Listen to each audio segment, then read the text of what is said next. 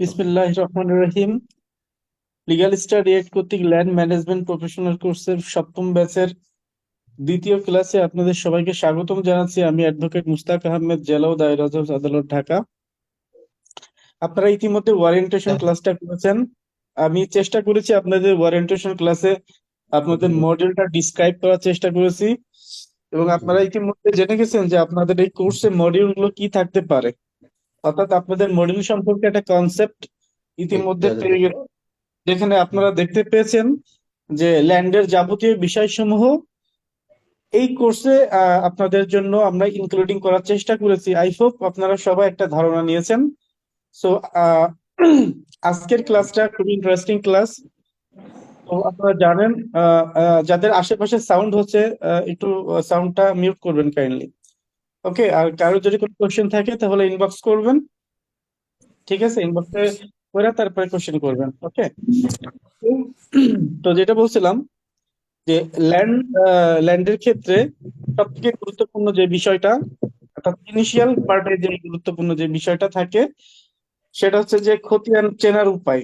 অর্থাৎ খতিয়ানের যে ম্যাটার্স যেগুলো থাকে, খতিয়ানের হিসাব বা খতিয়ান চেনার উপায় বা এই রিলেটেড অনেক বিষয় থাকে, যে বিষয়সমূহ যদি আপনারা না জানতে পারেন তাহলে সিভিল মামলাও করতে পারবেন না। আদারওয়াইজ আপনারা কি করতে পারবেন না, জমির পরিমাণটাও বের করতে পারবেন না। রাইট? তো আমাকে কি সবাই শুনতে পাচ্ছেন কিনা একটু ক্লিয়ারলি জানাবেন, প্লিজ সবাই জানাবেন। আর ক্লাসে কিন্তু কথা বলতে হবে, সবাই সবার পার্টিসিপেন্ট আমি চাই। ক্লাসে যদি কথা না বলেন তাহলে ইন্টারাক্ট হয় না, কিন্তু টিচার স্টুডেন্টের সাথে ইন্টারাক্ট হইতে গেলে কথা বলা লাগবে। ওকে, সো এটাই আর কি। তো আমার কথা সবাই শুনতে পাচ্ছেন কিনা প্লিজ জানাবেন। ওকে, শুনতে পাচ্ছেন সবাই? জি। ওকে, আচ্ছা, আজকের ক্লাসে নতুন কেউ আছেন কি? যে আমি যার সাথে পরিচয় হয় নাই, নতুন কেউ আছেন কি? যে প্রথম ক্লাসে আপনারা করেন নাই, আজকে কোনো নতুন কেউ যদি থাকেন তাহলে তার পরিচয়টা একটু জানাবেন। আসসালামু আলাইকুম, আমি এস এম সামানুস সাফা। আমি আজকে আর কি আপনাদের সাথে প্রথম জয়েন করেছি এখানে। আমি ওকে, আপাতত কারেন্টলি বাংলাদেশ ব্যাংকে কর্মরত আছি। তো আশা ওকে, করি দেখা যাক আপনার সাথে আমাদের পথ চলাচল কিরকম হয়। Thank you. Thank you so much. আর কেউ কি নতুন কেউ আছেন কিনা? ওকে, তার মানে সবাই আজকে মোটামুটি যারা আছেন সবাই পুরাতন, মানে প্রথম ক্লাস করেছেন। তো এই আর কি। তো যেই ভাইয়াটা নতুন, মানে দ্যাট মিনস সবাই নতুন, কারণ ওনলি জাস্ট ওরিয়েন্টেশন ক্লাস হয়েছে। তো আপনি প্রথম ক্লাসটা একটু রেকর্ডটা দেখে নিয়েন, হ্যাঁ, তাহলে আপনার জন্য একটু কনসেপ্টটা সহজ হবে। বিকজ অফ আমি প্রথম ক্লাসে পুরো মডেলটা ডিসক্রাইব করেছি, যে এখানে আপনাদের কোর্সের ভিতর ম্যাটেরিয়ালসটা কি কি থাকবে। ওকে, তো রাইট নাও আমি যেটা আলোচনা করব, আপনারা সবাই কাইন্ডলি খাতা কলম দিবেন, কারণ ক্লাসটা এতই গুরুত্বপূর্ণ বিষয়, আপনাদের নোট করার দরকার আছে। ঠিক আছে, সবাই খাতা কলম নিয়ে জাস্ট ক্লাসটা নোট করবেন, আর জাস্ট ক্লাসটা মনোযোগ দিয়ে শুনবেন, ক্লাসের মধ্যে কেউ বের হবেন না। ওকে, থ্যাংক ইউ। তো যেটা বলছিলাম যে ল্যান্ডের ক্ষেত্রে যে যে বিষয়টা আমাদের জন্য মোস্ট মোস্ট ইম্পর্টেন্ট, খতিয়ান চেনা। খতিয়ান যদি না চিনতে পারেন তাহলে কিন্তু কাজ করতে পারবেন না। দ্যাট মিনস মনে করেন যে সামহাও আপনি আপনার বাসার কোনো ল্যান্ড রিলেটেড ম্যাটার্স বা ইস্যু নিয়ে যদি আপনি কাজ করতে যান, হ্যাঁ, বা জমি জমার যদি সিভিল মামলা রিলেটেড যদি কোনো কাজ করতে চান, তো সেই ক্ষেত্রে আপনার কাছে সবসময় আসবে কোন বিষয়গুলা, যে ল্যান্ডের পেপারস। ল্যান্ডের পেপারস এর মধ্যে সব থেকে গুরুত্বপূর্ণ বিষয় আমরা জানি যে পর্চা, তারপর দলিল, ডিসিআর এর কপি। এই বিষয়গুলো খুব গুরুত্বপূর্ণ বিষয়। এবং আপনার সামনে যে অনেকগুলো পেপারস আসছে, সেটা যদি আপনি যদি পেপারসটার মধ্যে যদি কোন পর্চা, অর্থাৎ কোন খতিয়ান, এটা সিএস নাকি এসএ নাকি আরএস বা ডিআরএফ বিএস বা ঢাকা সিটি জরিপ, আপনি যদি এগুলো না জানেন প্রপারলি, তাহলে কি করবেন আপনি আপনার ক্লায়েন্টকে গাইডেন্স করতে পারবেন না আদারওয়াইজ। এবং ইভেন দো আপনার ফ্যামিলি ম্যাটার্স নিয়ে যদি আপনি কোনো কাজ করতে চান সেটাও পারবেন না। তো চলেন আমরা একটু দেখি মূলত আমাদের খতিয়ান কেমন। খতিয়ানটা আসলে মূলত, অর্থাৎ খতিয়ান মানে কি রেকর্ড, রাইট? খতিয়ান মানে কি রেকর্ড। আমরা জানি এসিটি অ্যাক্ট 1950-এর 144 এ বলা আছে স্বত্বলিপি খতিয়ান, তাই না? এসিটি অ্যাক্ট অর্থাৎ স্টেট অ্যাকুইজিশন টেন্ডেন্সি অ্যাক্ট 1950, তাই না? যারা আইনের স্টুডেন্ট তারা এই বিষয়টা জানেন। এই 1950 সালের জমিদারি প্রজাস্বত্ব আইনের 144 এর এতে বলা আছে খতিয়ানের স্বত্বলিপি, এবং 17 ধারাতে খতিয়ান সম্পর্কে বলা আছে। ওকে, তো এখন আমরা একটু জেনে নি আসলে খতিয়ানের যে বিষয়টা। আপনারা এখানে অনেক অ্যানালিটিক্যাল বিষয়গুলো আছে, এগুলো আপনারা পড়ে নেবেন। এগুলো পড়ানোর কিছু নেই, জাস্ট পড়লেই আপনারা বুঝবেন। আমি শুধু যারা আইনের স্টুডেন্ট না, বা যারা আইনের স্টুডেন্ট যারা জানেন না, তাদেরকে উদ্দেশ্য করে শুধু জাস্ট খতিয়ানের আমি সংজ্ঞাটা বলবো, তারপরে আমরা মোটামুটি প্র্যাকটিক্যাল বিষয়ে আমরা প্রবেশ করব। তো খতিয়ানটা কি? খতিয়ান বা পর্চা হচ্ছে কি? Just record. আমি এখানে বইয়ের ভাষায় কোনো কিছু বলবো না। বইয়ের ভাষায় বললে যদি একাডেমিকলি ওয়েতে যাই, তাহলে আপনারা অনেকেই বুঝতে পারবেন না যারা আইনি স্টুডেন্ট না। তো আমি একটু যদি বলে হয় নিজের কনসেপ্টে, তাহলে আপনারা বুঝবেন যে রেকর্ড, খতিয়ান মানে পর্চা মানে কি একটা record, one kind of record. তো আমাদের এখন পর্যন্ত সারা বাংলাদেশে রেকর্ড হয়েছে কয়টা কয়টা? সিএস রেকর্ড, দেখেন আমি একটু লিখে দিই তাহলে ভালো হবে। আশেপাশে সাউন্ড গুলো প্লিজ মিউট করবেন প্লিজ। এখন পর্যন্ত বাংলাদেশে যে রেকর্ড গুলো হয়েছে, নাম্বার ওয়ান সিএস রেকর্ড। ওকে, সিএস রেকর্ড হয়েছে।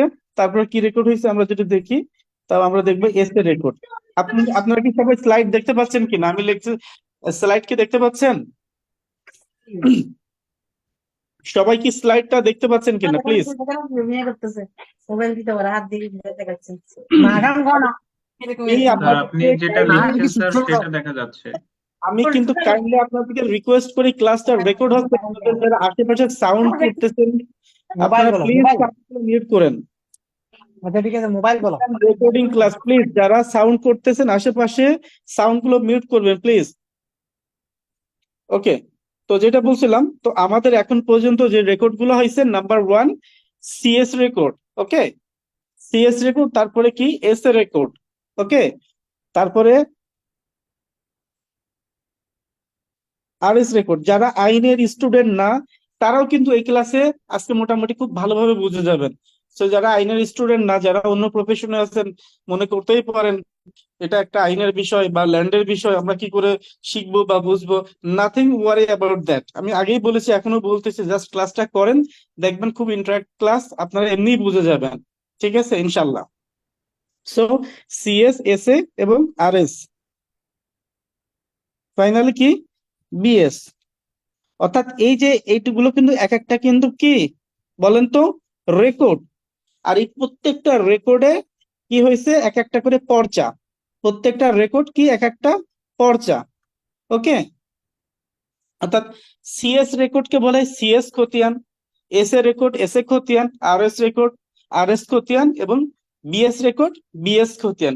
ওকে, আপনারা কি সবাই বুঝতে পারছেন কিনা? শোনেন, আপনারা যদি ক্লাসে কেউ যদি না বোঝেন কাইন্ডলি জানাবেন প্লিজ। ক্লাসে কেউ চুপ মেরে থাকবেন না, না যদি বুঝে থাকেন। এখানে আমি আগেও বলেছি, এখনো বলতেছি, যারা আমার ক্লাস করছে এখন পর্যন্ত, সারা বাংলাদেশ থেকে কিন্তু অনেক স্টুডেন্ট মাশাআল্লাহ ক্লাসে জয়েন করে। সো ক্লাসে কিন্তু কথা বলবেন, ফাইনালি কথা বলবেন।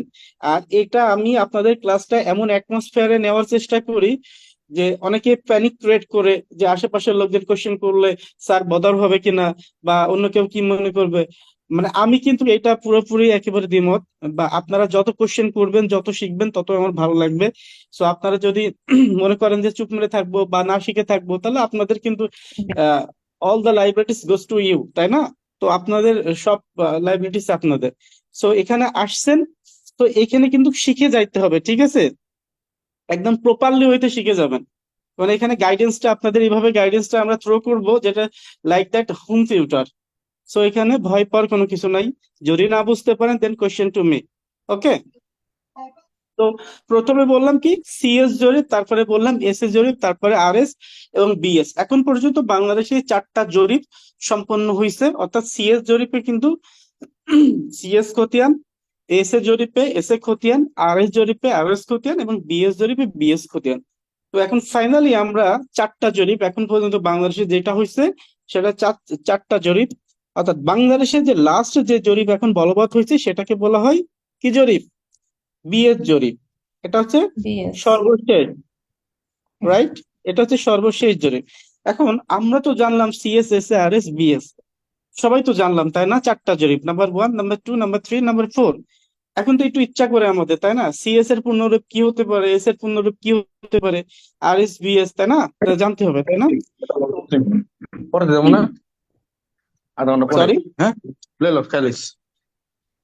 আমি বলেছি আশেপাশের সাউন্ড গুলো একটু জাস্ট মিউট করবেন। এই ক্লাসগুলো কিন্তু রেকর্ড হয়, আপনারা ক্লাসের পরিবেশটা নষ্ট করবেন না, ওকে? তো সিএস জরিপের যে পূর্ণরূপ, এটা যদি আমরা জানতে চাই, হ্যাঁ, কে বলবে বলেন তো? কেউ জানেন? Cadastral survey. রাইট, কে বলছেন? আপনার নাম কি? Shahrin Chowdhury. Thank you so much. তো সিএস জরিপের পূর্ণরূপটা কি? Cadastral survey, okay? তাহলে আমরা একটু লেখার চেষ্টা করি। আগেও বলেছি আপনারা সবাই নোট করবেন, তাহলে ভালো হবে আপনাদের জন্য। তো সিএস এর পূর্ণরূপ ক্যাডাস্ট্রাল সার্ভে, তাহলে সিও ডিএএস, তাই তো? ডিএএস টিআরএএল, ক্যাডাস্ট্রাল সার্ভে। তো লিখে নেন সবাই যারা পারেন না, এই যে ক্যাডাস্ট্রাল সার্ভে, ওকে? তো সিএস এর পূর্ণরূপ ক্যাডাস্ট্রাল সার্ভে, যেটাকে বলা হয় সিএস খতিয়ান, সিএস খতিয়ান,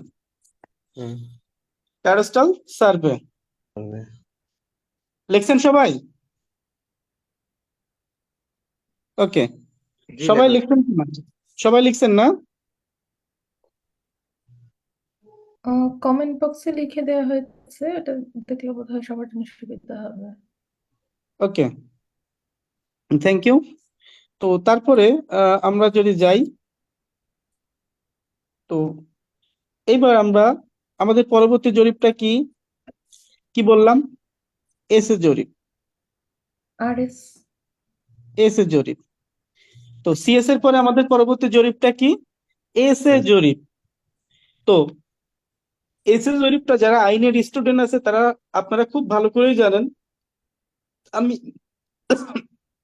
একটু আগে আপনাদেরকে বললাম স্টেট অ্যাকুইজিশন টেনেন্সি অ্যাক্ট, একটা আইনের কথা বললাম, মনে আছে কি? হুম, অর্থাৎ জমিদারি প্রজাস্বত্ব আইন যেটাকে বলা হয়। তাহলে এস এর জরিপ কোন জায়গায়? এস এর জরিপের পূর্ণরূপ কি? স্টেট অ্যাকুইজিশন স্টেট অ্যাকুইজিশন, হ্যাঁ, survey.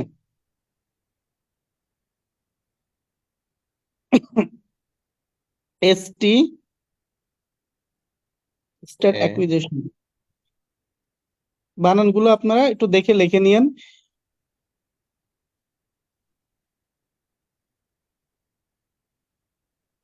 State acquisition survey, okay? তাহলে এস এর জরিপটা আমরা জানলাম, তাই তো? তো এবার আমাদের পরবর্তী জরিপটা ছিল কি বলেন? আরএস। আর এস জরিপ।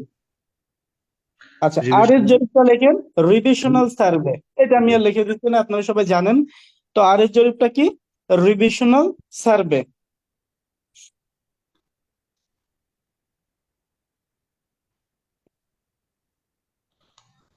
এবং বিএস এর পূর্ণরূপ কি? বাংলাদেশ সার্ভে।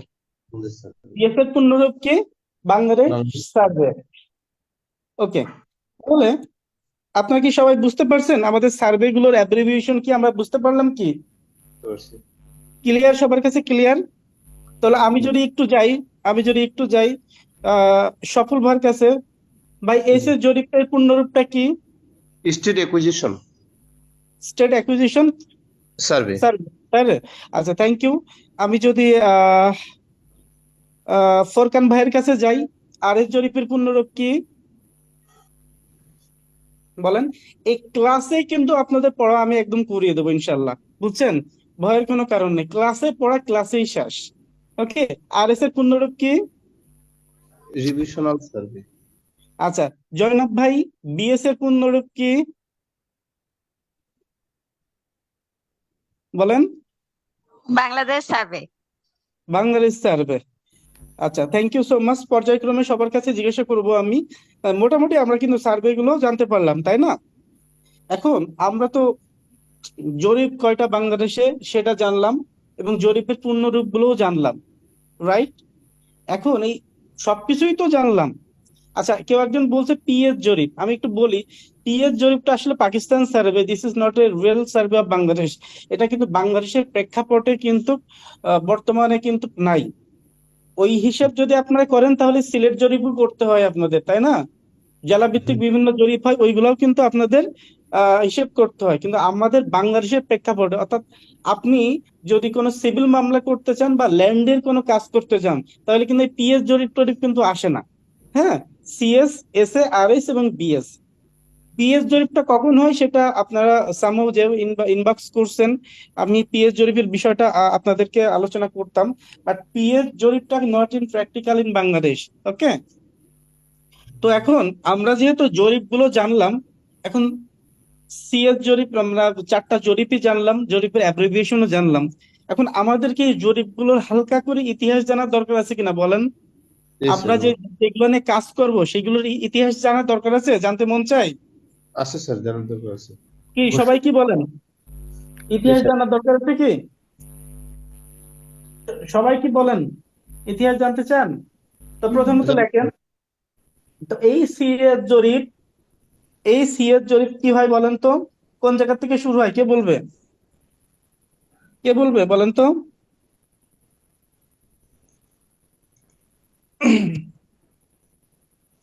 খেয়াল করেন আপনারা, এখনই প্র্যাকটিক্যাল আছে, আমরা ঢুকবো। ও, তার আগে এটা দেখাই। জাস্ট আমি যেটা বললাম আপনাদেরকে শেয়ার করলাম, সেটা আমি মেনশন করেছি। দেখেন, সিএস তে cadastral survey number 1, S A থেকে স্টেট অ্যাকুইজিশন সার্ভে, আর এস তে রিভিশনাল সার্ভে, পিএস তে পাকিস্তান সার্ভে এবং বিএস তে বাংলাদেশ সার্ভে। ওকে, এবং একটা কথা বলি, সেটা হচ্ছে এই তো বিএস পর্যন্ত তো গেলই, এবং এই যে ঢাকা শহরের ভিতরে কিন্তু একটা পর্চা ফলো করা হয়, অনেক ঢাকা সিটির মধ্যে, ঠিক আছে, যেটাকে লাইক অ্যাজ বিএস, বিএস পর্চা। সেটা কি বলা হয়? কি বলা হয়? সিটি জরিপ। মনে থাকবে, সেটাকে বলা হয় কি? সিটি জরিপ। অর্থাৎ ঢাকা সিটির মধ্যে যে জরিপটাকে ফলো করা হয় সেটাকে কি বলা হয়? সিটি জরিপ। ওকে, তাহলে আপনারা চাইলে এটা স্ক্রিনশটও দিয়ে রাখতে পারেন, আমি কিন্তু লিখিয়ে দিয়েছি। তারপরে যদি আপনারা চান, এটা এভাবে স্ক্রিনশটও নিয়ে রাখতে পারেন। এখন বিআরএস কোনটা স্যার? বিআরএস বিআরএস বলেন, বিএস বলেন, সব একই তো জিনিস নাকি? জি স্যার। দিয়ারা, দিয়ারা বলেন, সব একই জিনিস, বিভিন্ন এলাকায় বিভিন্ন নাম। আপনি দেখবেন এই বিএস জরিপটারও বিভিন্ন আঞ্চলিক নামও আছে। আপনারা সবই কিন্তু এক জিনিস, বুঝছেন? বিআরএস, তারপর বিএস, সিটি জরিপ। ওকে, এখন আমি খুবই সংক্ষেপে জাস্ট হিস্ট্রিটা বলবো, কারণ প্র্যাকটিক্যাল ক্লাসে ঢুকবো তো। খুব সংক্ষেপে আমি আপনাদের ডিসকাশনটা করবো সিএস জরিপটা। প্রথমে সিএস জরিপের যে ইতিহাস, ঠিক আছে, এই সিএস জরিপটা কিন্তু আপনার প্রথমত শুরু হয় কোথা থেকে জানেন? 1888 সালে। 1888 থেকে 1940 সালের মধ্যে কিন্তু এই জরিপটা পরিচালিত হয়। ঠিক আছে, মনে রাখবেন, এই জরিপটা 1888 থেকে 1940 সালের মধ্যে পরিচালিত হয়। ওকে, কালকে একটু সালামুদের নাম এবং পদরক্ত এই জরিপটা, প্লিজ সবাই শোনেন, এই জরিপটা অঞ্চল ভেদ, বিভিন্ন এলাকা থেকে বিভিন্ন এলাকায় শুরু এবং শেষ হয়। অর্থাৎ এই সিএস জরিপটা কিন্তু সর্বপ্রথম শুরু হয় কোথায় বলেন তো? 1888 সালে কক্সবাজারের রামু জেলায় শুরু হয় এবং শেষ হয় 1940 সালে দিনাজপুর জেলায় শেষ হয়। ওকে, আপনাদের এতটুকু জানলেই হবে। তাহলে সিএস জরিপ কাল শুরু হয় কোন জায়গা থেকে? 1888 সালের কক্সবাজারের রামু থেকে, শেষ হয় কোথায়? 1940 সালে দিনাজপুর জেলায় শেষ হয়, রাইট? সিএস কিন্তু শেষ। 40। আচ্ছা, আশেপাশে একটু আমি সাউন্ড পাচ্ছি ভাই, একটু সাউন্ডটা যদি আপনি বন্ধ না করেন কনসেন্ট্রেশন ব্রেক হয়ে যাবে। প্লিজ সাউন্ডটা বন্ধ করেন। আমি মনে হয় আপনাদের বুঝাইতে পারিনি, বুঝছেন? সাউন্ডটা একটু বন্ধ করতে হবে, বুঝতে পারছেন? তাহলে আমরা সিএস জরিপটা কিন্তু বুঝতে পারলাম, ঠিক আছে। এবার এস এ জরিপটা আলটিমেটলি আমি বলেই দিই, খেয়াল করবেন আপনারা। তো এস এর জরিপটা কখন শুরু হয় বলেন তো? অর্থাৎ এস এর জরিপ স্টেট অ্যাকুইজিশন যে টেনেন্সি অ্যাক্ট 1950 সালের আইন, আপনারা জানেন এই আইনটা কেন তৈরি করা হয় বলেন তো? জমিদারি প্রজাস্বত্ব বিলুপ্ত করার জন্য, রাইট? এই আইনটা করা হয় জমিদারি প্রজাস্বত্ব বিলুপ্ত হওয়ার জন্য। অর্থাৎ এই আইনটা কখন শুরু হয়? যখন জমিদারদের রাজত্ব ছিল, ঠিক আছে, জমিদাররা প্রজাদের উপর অত্যাচার করত, ঠিক আছে, ওই জমিদারদের যদি বিলুপ্ত করার উদ্দেশ্যে এই আইনটা প্রণয়ন করা হয়, আর তখনই কিন্তু এসএ জরিপটা পরিচালিত হয়। এটা এসএ জরিপটা কেন পরিচালিত হয় আমি বলি, যে এই যে মনে করেন বিভিন্ন রাজারা কি করতো বলেন তো? প্রজাদের জমিগুলো আটকায় রাখতো বা নিজেদের কাছে দখলে রাখতো, রাইট? নিজেদের দখলে রাখতো বা প্রজাদের নিষ্পাপ প্রজাদের জমি কেড়ে নিত, ঠিক আছে, কেড়ে নিয়ে নিজেরাই ভোগ দখল করতো। তাই না মিন টাইম যখন 1950 সালে এই আইনটা প্রণয়ন করা হয়, অর্থাৎ জমিদারি প্রজাস্বত্ব যখন বিলুপ্ত হয়, তখন কি হয় যে প্রজাদের জমিগুলা স্ক্যাটার্ড অবস্থায় থাকে। কারণ এই জমিতে ভোগ দখল করতো কারা, ডমিনেট কারা করতো বলেন তো? বলেন, জমিদাররা, ঠিক আছে। তাহলে কারা ভোগ দখল করতো বা ডমিনেট করতো? প্রজাদের জমিদার। জমিদাররা। তাহলে এই জমিদাররা যখন বিলুপ্তি হয়ে গেল, তাহলে এই সম্পত্তিগুলো কি স্ক্যাটার্ড অবস্থায় পড়ে থাকলো না, বিচ্ছিন্ন অবস্থায় পড়ে থাকলো, তাই না? এই বিচ্ছিন্ন অবস্থায় পড়ে থাকা অবস্থায় এই জমিগুলোকে প্রকৃত মালিকের কাছে যদি হস্তান্তর করার জন্য যে জরিপটা পরিচালিত হয় সেটাই কিন্তু এসে জরিপ, অর্থাৎ যার মাধ্যমে প্রজাদেরকে তাদের নিজেদের সম্পত্তি ফেরত দেওয়া হয় বা প্রজাদের মালিকানা সংরক্ষণ করা হয়, সেটাকে এসে জরিপ। ওকে, এবার আপনাদের কাছে একটা কোশ্চেন আমি বলি, যে কোনো একটা বিষয় যদি খুব দ্রুততার সাথে করা হয় বা খুবই স্পিডি ওয়েতে করা হয়, তাহলে সেই কাজের কি ভুল হতে পারে না বলেন? হয় কিনা? বুঝতে পারছেন কি সবাই? ভুল হওয়াটাই স্বাভাবিক। ভুল হওয়াটা স্বাভাবিক, তাই না? তাহলে এসের জরিপটা আমি কি বললাম, যে স্ক্যাটার্ড অবস্থায় পড়েছিল জমিদারদের প্রজাদের সম্পত্তি গুলা, তাহলে খুব দ্রুততার সাথে সেগুলো সংরক্ষণ করার প্রয়োজন হয় এবং মূল মালিকদের ফেরত দেওয়ার দরকার হয়, তাই না, প্রয়োজন হয়ে পড়ে। তাহলে এই কাজটা খুব স্পিডি অবস্থায় করা হয়, স্পিডি মানে অনেক দ্রুততার সাথে কিন্তু এই জরিপটা করা হয়। তাহলে এই কাজে কি ভুল হতে পারে না? হতে পারে। তো যার কারণে এসএ জরিপের উপর জনগণের আস্থা কম ছিল, কারণ এই জরিপটা এত তাড়াতাড়ি হয় এবং এত তাড়াতাড়ি শেষ হয়, অনেক ভুল ভ্রান্তি হয়ে যায়। এই জন্য পরবর্তী একটা জরিপ হয়, সেটাকে বলে আরএস জরিপ, যেটাকে আমরা কি বললাম, রিভিশনাল সার্ভে। ক্লিয়ার? তাহলে নামটা দেখছেন, রিভিশনাল সার্ভে। রিভিশনালটা কার উপর বেস করে হলো বলেন তো? সিএস এর উপর। আহা, এস এর উপর, এস এর উপর বেস করে হলো। কারণ এস এর জরিপে আমাদের অনেক ভুল ভ্রান্তি হলো না? জি। এস এর জরিপে অনেক ভুল ভ্রান্তি হলো। আপনি জি। বলেন যে যখন আপনি কোনো একটা পড়াশোনা করেন বা লেখেন, সেগুলো রিভিশন করেন না? করেন কি না? আমরা সবাই করি, রিভিশন করি না? আমরা পরীক্ষার সময় রিভিশন দিই না? তো এস এর জরিপে যে ভুলগুলো হইলো না, সেটা কি পিউরিফাই করার জন্য বা সঠিক করার জন্য পরবর্তীতে একটা জরিপ হয়, যেটাকে বলে রিভিশনাল সার্ভে, আর এস জরিপ। এই আর এস জরিপের পরে বাংলাদেশে বর্তমান যে জরিপটা হচ্ছে এখন পর্যন্ত পরিচালিত হচ্ছে, যেটা 1970 সাল থেকে 1990 সাল পর্যন্ত এই জরিপটা পরিচালিত হয়, কিন্তু বর্তমানে কার্যক্রম চলে আসছে, অর্থাৎ লাস্ট কার্যক্রমে বিএসটা ধরেই চলতেছে।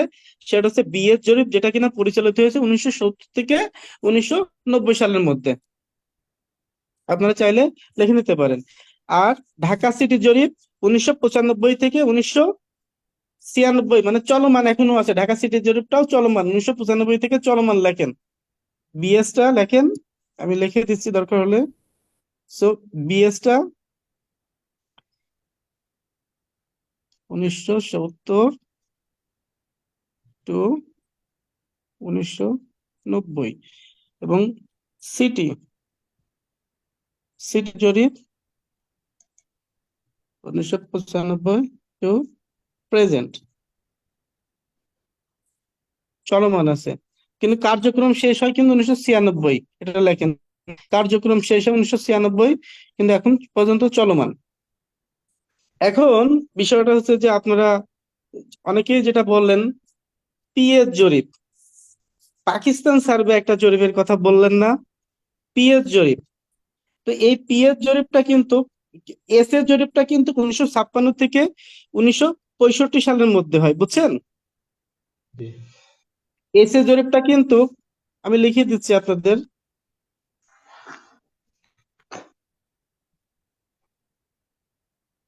এস এর জরিপের কার্যক্রম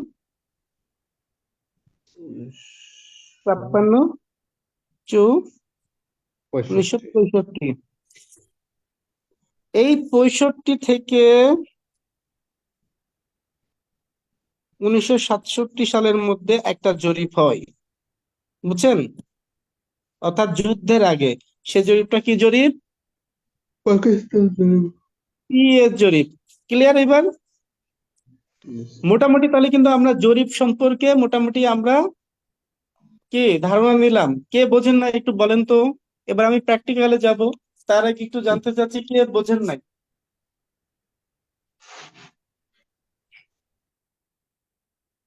সবাই কি বুঝতে পারছেন? জি স্যার। জি স্যার। সবাই সবাই মাহবুব ভাই, আরমান ভাই, জি স্যার, বুঝতে মনির পারছি। ভাই, মেহেদি ভাই, সাফা, জয়নাব, নীরব ভাই, ক্লিয়ার ক্লিয়ার স্যার। সবাই ক্লিয়ার? সবাই ক্লিয়ার তো? আপনারা যদি ক্লিয়ার হন আমি সামনে যাব, আর যদি ক্লিয়ার না হন তাহলে আমি আবার ডিসকাশন করব। বলেন কে ক্লিয়ার হইতে পারেন নাই, বলেন তো। আপ- আমি এতক্ষণ পর্যন্ত যে আলোচনাগুলো করলাম যারা ক্লিয়ার না একটু জানাবেন। আশেপাশের সাউন্ড গুলো প্লিজ বন্ধ করতে হবে, প্লিজ। আশেপাশের সাউন্ড গুলো বন্ধ করতে হবে, না কিন্তু আপনাদের সবাইকে আমি মিউট করে দিব, কথা বলার সুযোগ দিব না। তাহলে এখন পর্যন্ত যা আলোচনা করলাম আপনারা কি সবাই বুঝতে পারছেন কিনা? Yes or not? সবার মুখ থেকে শুনতে চাই। Yes sir. ইয়েস স্যার, জি sir. Clear sir. Okay, thank you. তাহলে এবার আমরা টিএস জরিপ জানলাম, এস এর জরিপ জানলাম, আর এস জরিপ জানলাম, বিএস জরিপ জানলাম, এইগুলার পূর্ণরূপ জানলাম এবং মোটামুটি ইতিহাস জানলাম।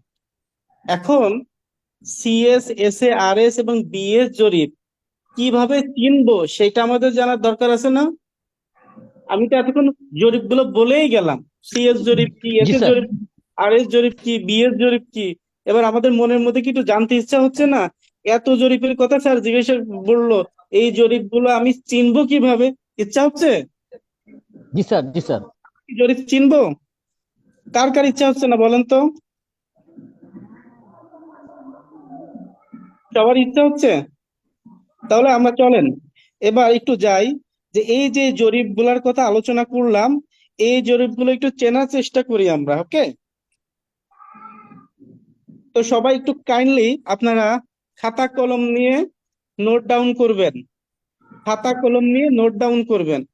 ওকে, তো আমি একদম পুরা প্র্যাকটিক্যালে চলে যাচ্ছি জরিপে। দেখেন আপনাদের সামনে শেয়ার করেছি সিএস খতিয়ান, খেয়াল করছেন? দিস ইজ দা সিএস খতিয়ান। ওকে, আমি একদম প্র্যাকটিক্যালি আপনাদের ক্লাস নিচ্ছি, কিন্তু একদম ফুল প্র্যাকটিক্যাল ক্লাস, বুঝতেই পারছেন? সো দেখেন এটা হচ্ছে সিএস খতিয়ান। এখন এই সিএস খতিয়ান আমরা কিভাবে চিনবো? উপরে তো লেখা থাকবে না, পর্চার উপর আমাদের যদি কেউ ডকুমেন্টস দেয় বা কেউ দলিল দেয় তাহলে তো নিশ্চয়ই লেখা থাকবে না ওটা সিএস পর্চা। যদি সহি মোহরে নকল উঠান তাহলে হয়তো বা লেখা থাকবে, সিল মারা থাকবে, আদারওয়াইজ ডকুমেন্টস এর উপর তো লেখা থাকবে না। হতে পারে আপনার বাবা কিছু দলিল আর পর্চা দিয়ে বললো যে তুমি ল্যান্ডের কাজ শিখছো, যে আমার এটা কোন পর্চা বা জমির অংশটা বের করে দাও। আপনি দেখা যাচ্ছে যে পর্চা চিনেন না, তখন কি করবেন? আপনি বুঝতেই পারছেন না, তাই না? সো ফাইনালি আমাদের জরিপ গুলো আমরা জানলাম, জরিপের ইতিহাস গুলো জানলাম, everything is okay. Now we are going to কি লার্ন অ্যাবাউট কি চেনার উপায়, তাই না? আমরা এগুলো চিনবো। চেনার জন্য আমাদের দেখেন কি করতে হবে।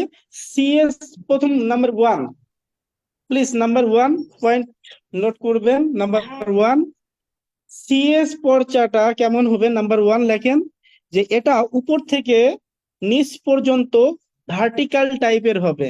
দেখেন উপর থেকে নিচ পর্যন্ত ভার্টিক্যাল টাইপের। দেখেন তো, এই দেখেন, খেয়াল করছেন? উপর থেকে নিচ পর্যন্ত ভার্টিক্যাল টাইপ, দেখছেন?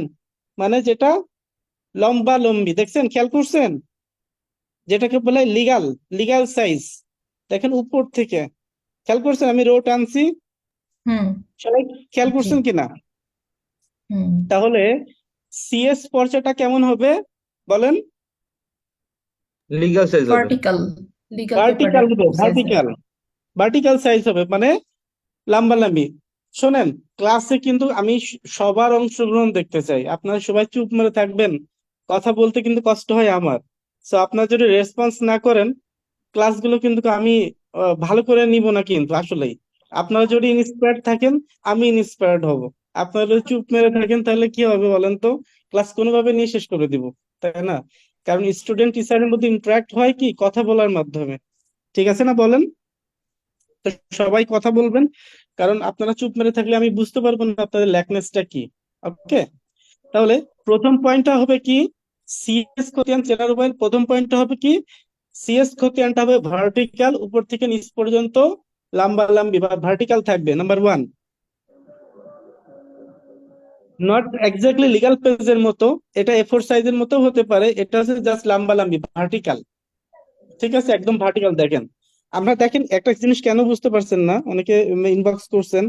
দেখেন, এই যে এইটা কি, যদি আমি আমার এই সাইজটা কেমন, যদি সিম্পল যদি আমি এইভাবে লিখি, এটা কি বলে ল্যান্ডস্কেপ না? বলেন, পেজটা যদি এইভাবে করি ল্যান্ডস্কেপ না? অর্থাৎ আড়াআড়ি। আর যেটা হুম সোজাসুজি করা হয় সেটা কি ভার্টিক্যাল না? হুম সিম্পল। তাহলে যদি ডান পাশে এরকম হয় তাহলে সেটাকে স্যার ল্যান্ডস্কেপ মোড করা হয়, আর উপর থেকে নিচ পর্যন্ত ভার্টিক্যাল, ঠিক আছে? হুম হ্যাঁ ওকে, তাহলে আমরা তো ক্লিয়ার হইলাম না এখন? তাহলে নাম্বার ওয়ান কি লিখলাম, যে এটা ভার্টিক্যাল হবে, এটা ভার্টিক্যাল সাইজের হবে। নাম্বার টু, যে এই পর্দাটা শুধুমাত্র এক পৃষ্ঠায় সীমাবদ্ধ কিন্তু থাকবে না, ঠিক আছে? এই পর্দাটা শুধুমাত্র এক পৃষ্ঠায় সীমাবদ্ধ থাকবে না। আমরা ফটোকপির দোকানে যে মাঝে মাঝে বলি না, এই পিঠ ওই পিঠ ফটোকপি করে দেন, সিস্টেম কয়টা? এই পিঠ ওই পিঠ হুম ফটোকপি করি, আবার দুই পেজে ফটোকপি করি, রাইট? মনে আছে কি? আমরা যখন হুম ফটোকপি করতে যাই বলি না উভয় পেজে ফটোকপি করে দেন, অর্থাৎ এই পেজ ওই পেজ, মানে একই হুম পৃষ্ঠার প্রথম এবং দ্বিতীয় পার্টে থাকবে হুম এরকম। দেখেন, প্রথম প্রথম পার্টে এটা থাকবে এবং দ্বিতীয় পার্টে এইটা। নট দুইটা সিঙ্গেল আলাদা পেজ, নট দুইটা সিঙ্গেল আলাদা page, I mention it again, not দুইটা সিঙ্গেল আলাদা পেজ, ওয়ান পেজের মধ্যেই থাকবে এই পাশ ওই পাশ, ঠিক আছে? তাহলে নাম্বার ওয়ান কি বললাম, ভার্টিক্যাল থাকবে, এবং নাম্বার টু পয়েন্ট থাকবে কি, দুনো পেজেই লেখা থাকবে। ওকে, সবাই লিখছেন? যদি এখান থেকে না শিখতে পারেন, কোনো জায়গায় শিখতে পারবেন না, আমি বলে দিলাম। আমি এত সুন্দর করে আপনাদের শিখাচ্ছি, তারপরে যদি না বুঝতে পারেন তাহলে কোনো জায়গায় শিখতে পারবেন না। তো স্যার আপনাদের যদি বুঝতে কোনো পারছি স্যার, কোয়েশ্চেন থাকে, জি, বুঝতে পারছি স্যার। ওকে, তাহলে কি বললাম, যে দুটো পেজেই হবে কিন্তু, নাম্বার ওয়ান ভার্টিক্যাল থাকবে এবং নাম্বার টু ডাবল পেজে লেখা থাকবে। এবার নাম্বার থ্রি পয়েন্ট লেখেন। নাম্বার থ্রি, যে প্রথম পেজের দুইটা কলাম থাকবে। খেয়াল করবেন, আপনি খুব খেয়াল করবেন, প্রথম পেজে দুইটা কলাম। দেখেন, এই দেখেন দুইটা column, number one, number two. Okay, তবে এরকমও থাকতে পারে যে এই যে লাম্বালাম্বি যে এই প্রথম পেজের মাঝখান দিয়ে মনে করেন এক পাশে নাম্বার ওয়ান থাকতে পারে, এক পাশে নাম্বার টু। অর্থাৎ এখানে আমি কি দেখাইছি, উপরে এবং নিচ, এটাকে নাম্বার ওয়ান ধরলাম পার্ট পোর্শন, এটাকে নাম্বার টু পোর্শন ধরলাম। আবার এরকমও হতে পারে যে মাঝখান দিয়ে নাম্বার এটা ওয়ান পোর্শন, এটা নাম্বার টু পোর্শন, এইভাবে মাঝখান দিয়েও হতে পারে এবং উপর নিচেও হতে পারে, ঠিক আছে? সো দুই ভাবে আপনাদেরকে জি শিখিয়ে স্যার। দিলাম। পরবর্তীতে যদি আপনারা সাইড দিয়ে পান তাহলে আপনারা কোশ্চেন করতে পারেন, স্যার কি শিখাইলো, এটা তো ডান পাশেও আছে, দুই পাশে ডিভাইডেড। এই জন্য আমি দুইটা মেথডই আপনাদেরকে কিন্তু শিখিয়ে দিলাম। সো উপর নিচেও হতে পারে এবং ইয়েও হতে পারে। পাশাপাশি হতে পারে, পাশাপাশি হতে এখন আপনাদের, পাশাপাশি। জি, এখন পাশাপাশি স্যার আপনাদের, যেটা হবে স্যার ওইটার একটা ছবি দেখালে বোধহয় একটু ইজি হতো। এটা নাই তো ভাই, এটা নাই। আপনি এইটুক তো সিম্পল বুঝতেই পারছেন। এই যে মাঝখানে যেমন দাগটা, ওইটা ওই পর্চাটা আমার কাছে নাই, এখন কিভাবে দেখাবো বলেন? এই যে যে মাঝখানে যে দাগ দেখতে পাচ্ছেন না, এইটা যেমন এই সাইডে এই কোণা পর্যন্ত শেষ হতে পারে, এই বাম পাশে, ঠিক আছে? আর এই কোণার থেকে শুরু হতে পারে এই জায়গা থেকে এই পর্যন্ত। ক্লিয়ার?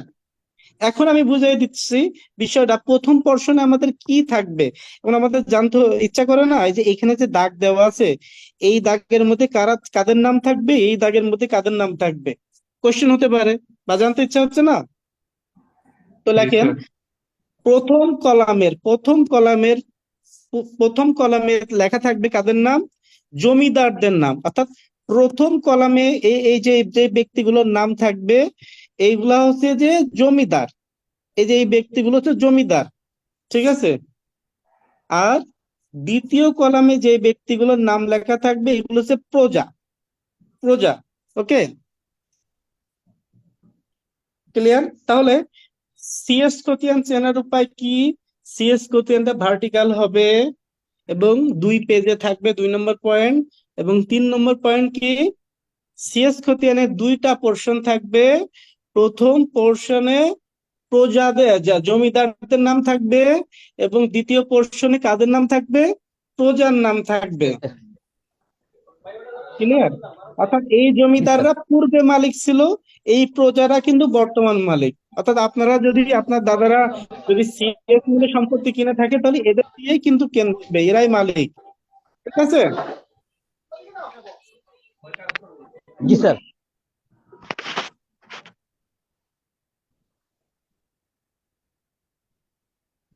কি বুঝতে পারছেন তো? ক্লিয়ার? সবার কাছে ক্লিয়ার? জি ক্লিয়ার। স্যার। স্যার এদিকে এই যে আরেকটা এই যে দুলাল স্যার, এরা কি স্যার এদিকে? জি, দুলাল স্যার সাহা। এই যে দেখেন, একটু বোল্ড করি। এ দেখেন, অত্র সত্ত্বে শ্রেণীয় বিশেষ নিয়ম অনুষঙ্গ, মানে এই যে দুলাল সাহা, দেখেন এখানে কি লেখা আছে? এই যে ইনু মালিক, বুঝছেন? এই যে রেকর্ডীয় মালিকেরা, বুঝছেন? এই যে এই ব্যক্তি কিন্তু রেকর্ডীয় মালিক, ঠিক আছে? রেকর্ডীয় মালিক। আর এই যে 3জন ব্যক্তি, এরা কারা বলেন? বলেন তো? জমিদার। জমিদার। জমিদার স্যার। আচ্ছা, এইবার দেখেন দ্বিতীয় পেজে একটু যাই, তাহলে আপনাদের আর একটু ক্লিয়ার হয়ে যাবে। এই যে দ্বিতীয় পেজে, এবার 4 নম্বর পয়েন্ট, দ্বিতীয় পেজের সিএস কোতিয়ান চেনার উপায়। দ্বিতীয় পেজের 3য় কলামে উত্তর সীমানা নামে একটা কলাম থাকবে। এটা কয় নম্বর পয়েন্ট বললাম? 5 নম্বর নাম্বার পয়েন্ট। 4 নাম্বার। তাহলে 4 নম্বর পয়েন্ট, তাহলে দ্বিতীয় পেজের 3য় কলামে উত্তর সীমানা নামে একটা অংশ থাকবে।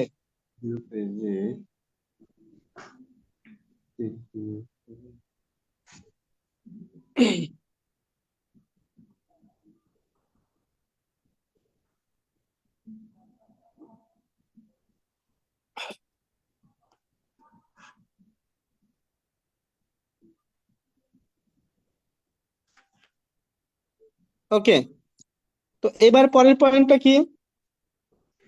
যে সিএস খতিয়ানের একদম কর্নারে উপরের দিকে বাংলাদেশ ফোরাম নামে একটা অপশন থাকবে। দেখেন, আপনারা খেয়াল করেন, বাংলাদেশ ফোরাম, দেখেন, এই দেখেন বাংলাদেশ ফোরাম, দেখছেন? এটা তো স্যার প্রথম পৃষ্ঠায় না? হ্যাঁ, প্রথম পেজের। এবার প্রশ্ন হতে পারে, স্যার, যে আমি তারপরেও চিনতে পারছি না, তারপরেও চিনতে পারছি না, তাদের জন্য বলি, সিএস খতিয়ানে পরগনা নামে একটা কলম থাকে, পরগনা। 6 নম্বর পয়েন্ট, সিএস খতিয়ানের উপরের দিকে পরগনা নামে একটা বা পরগনা লেখা থাকে। পরগনা মানে কি বলেন তো? কে বলতে পারবে? প্রাচীন কালে আমরা যেমন জেলা বলি না, বিভিন্ন জেলার নাম ধরে ডাকি না, বলেন? প্রাচীন কালে জমিদাররা জেলাকে কি বলা হয় তো বলেন তো? এক একটা জেলা এক একটা পরগনা ছিল, বা কয়েকটা জেলা নিয়ে একটা পরগনা ছিল, ঠিক আছে? তো সিএস খতিয়ানে পরগনা নামে একটা অংশ থাকবে। তো এই হলো সিএস খতিয়ান চেনার উপায়। তো এবার বলেন, সবাই কি সঠিকভাবে লিখতে পেরেছেন কিনা? স্যার এই খতিয়ানটার জি মালিক স্যার। কে? মূলত এই দুলাল হাসান সাহা নাকি এই যে কানাই লাল সাহা? এই খতিয়ানের মালিক মূলত হচ্ছে কানাই সাহা, কানাই সাহা। ঠিক আছে, এই যে এই পাশে যে ব্যক্তি থাকে, স্যার মালিক যদি স্যার কানাইলাল সাহা হয় তাহলে স্যার দুলাল চাঁদ সাহাটা কি? এই দুলাল দুলাল শাহ পরবর্তী চেন ধরে আসছে। এটা আমি যখন আপনাদের ভেটিং করাবো তখন বুঝাই দিব। আপনারা জাস্ট খতিয়ানটা আগে চিনে নেন। ঠিক আছে, আপনাদের যখন লিগ্যাল ভেটিং করাবো তখন আপনাদের এই বিষয়গুলো আলোচনা করব। ঠিক আছে, জি স্যার। আপনাদের যদি বলা হয় এখন এই মুহূর্তে যদি কেউ বলে যে সিএস খতিয়ান কিভাবে চিনবো, বা যদি কোনো অপশন দেয়, তাহলে আপনারা কি চিনতে পারবেন? সিএস জি খতিয়ান স্যার। চিনতে পারবেন? সবাই কি সবাই চেনার বলেন। কথা? পরগনা জি স্যার। পরগনা লেখা থাকবে। তাহলে সবাই কি প্রপারলি লিখতে পেরেছেন কিনা? এখন এখন আমরা এসে খতিয়ানে যাই, তাই না? লেখেন এসে আচ্ছা, খতিয়ান। একটা জিনিস, এই খতিয়ানে মায়াবাটা একটা শব্দ আছে, মায়াবাটা। শোনেন, অনেকগুলো অপশনই আছে, কিন্তু যেই বিষয়গুলো আমি আপনাদের না জানলেই নয়, বুঝছেন, সেই বিষয়গুলো ধরেছি যাতে আপনারা চিনতে পারেন। বুঝছেন, আপনারা জাস্ট মানে এক নজরে উইথ এ গ্লান্স আপনারা যারা পর্চাটা চিনতে পারেন, সেই জিস্ট পয়েন্ট গুলো আপনাদের লিখে দিচ্ছি। বুঝছেন, যেইগুলো আমি বললাম স্যার এইগুলো দিয়ে আইডেন্টিফাই করতে পারবেন। স্যার এখানে স্যার একটা খতিয়ানের আছে যে স্যার খ- তৌজি নং, তৌজি নংটা খ- স্যার কি? এই বিষয়গুলো এই মানে দলিলের এবং পর্চায় অনেকগুলো বিষয় থাকে, যেমন তৌজিনম থাকে, রেজার্ভেনম থাকে, তারপর জেল নাম্বার থাকে দলিলের ভিতর। এটার জন্য আলাদা ক্লাস, একটা ক্লাসে না, এগুলো কনফিউজড হয়ে যাবে। বুঝছেন, এই বিষয়গুলো মানে শর্ট টার্ম বিষয়গুলো আপনাদেরকে আমি আলাদা ক্লাসে বুঝাই দিব। এটার জন্য একটা শিটও দিব। ঠিক আছে, আগে আগে আজকে যে টপিকসটা সেটা বুঝেন। ঠিক আছে, ক্লিয়ার? জি স্যার।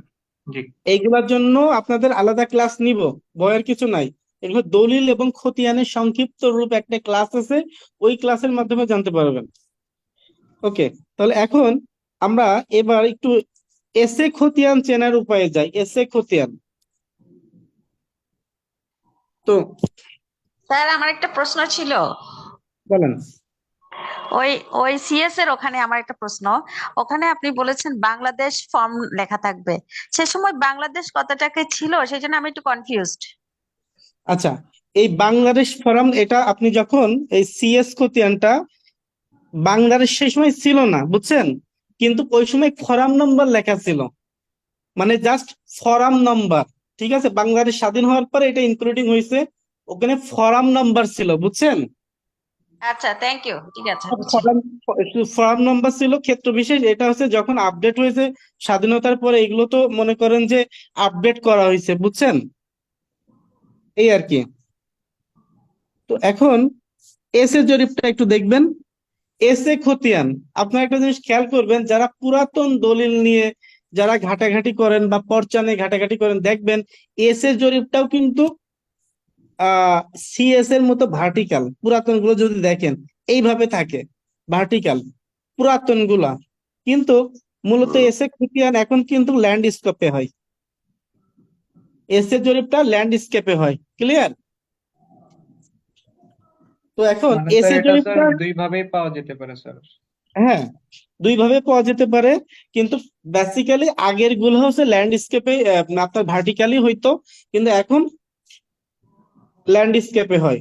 এখন এসে জরিপটা চেনার সহজ উপায় আপনাদের বলি, লেখেন যে ফার্স্ট অফ অল, প্রথম যে উপায়টা আপনারা খেয়াল করেন, দেখেন আমি জুম করতেছি, যে দেখেন একটা অপশন আছে সাবেক এবং হাল। খেয়াল করছেন? এই যে দেখেন সাবেক এবং হাল খতিয়ানের কলম, দেখেন সাবেক এবং হাল। হাল মানে কি বলেন তো? বর্তমান। আর সাবেক মানে কি? পূর্বের। তাহলে এসে জরিপের, এসে খতিয়ানের খতিয়ানের কলমে সাবেক এবং হাল এইভাবে লেখা থাকবে, অর্থাৎ হালটা বর্তমান, অর্থাৎ এটা আছে মনে করেন কত 37 না 67 বলেন তো, ধরে নিলাম 67, তাহলে এসে 67 নম্বর খতিয়ান, মানে এটা 67 নম্বর এসে খতিয়ান, আর এস এর পূর্বের খতিয়ানটা কি ছিল বলেন তো? 69 সিএস, সিএস। তাহলে এই 39 নম্বরটা কি খতিয়ান? সিএস খতিয়ান। ক্লিয়ার? তাহলে এস এ খতিয়ানের চেনার উপায় সাবেক এবং হাল নম্বর থাকবে। নাম্বার 1।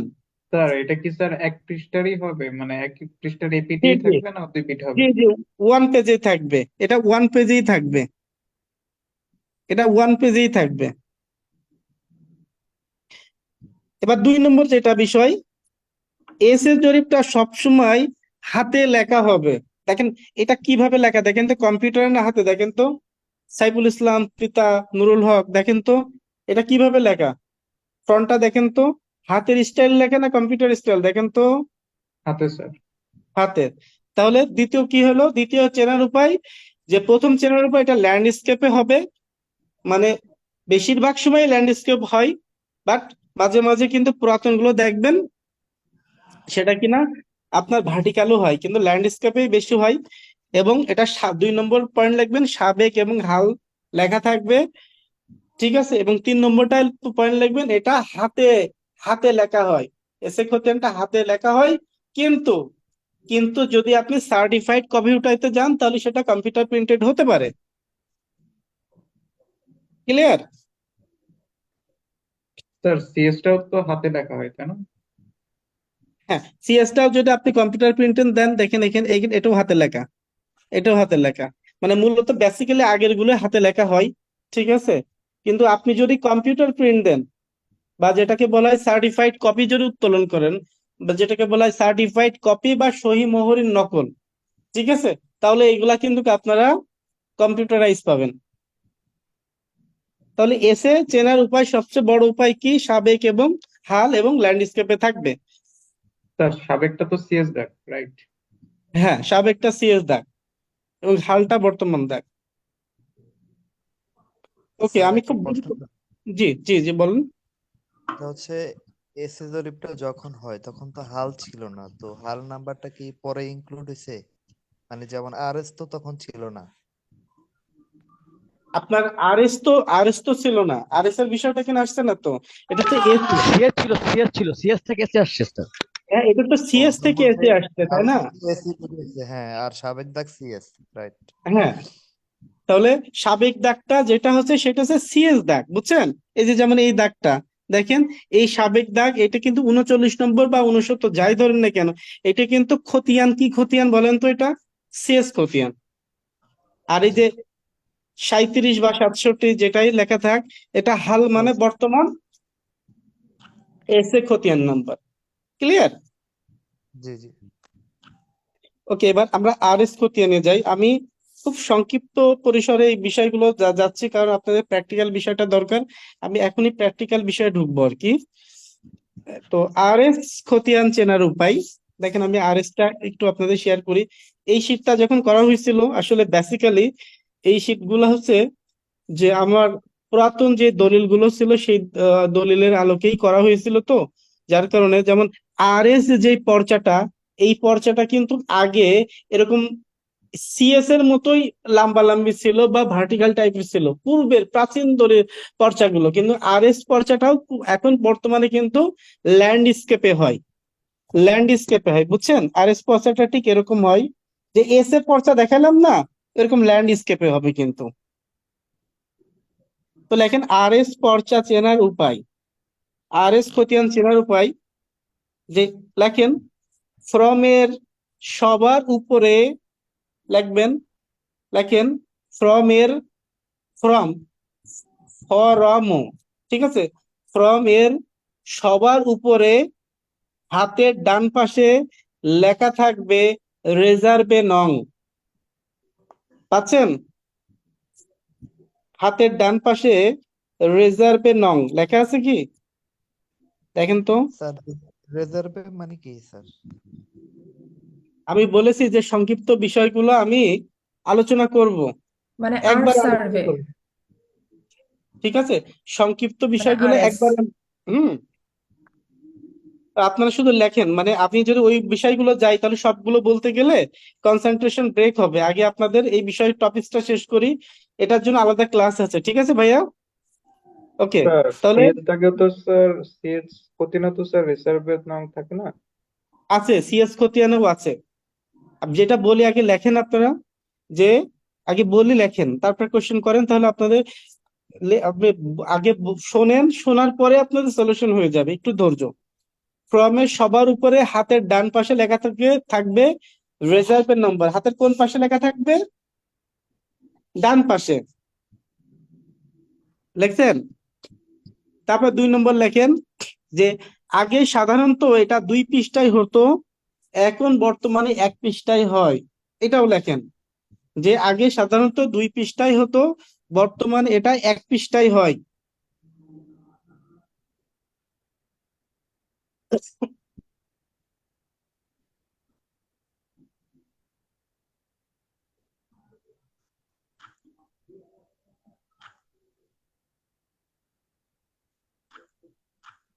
তারপরে লেখেন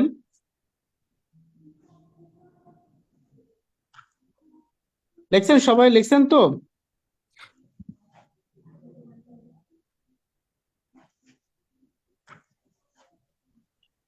জি স্যার, লিখছি। এবার লেখেন যে এখানে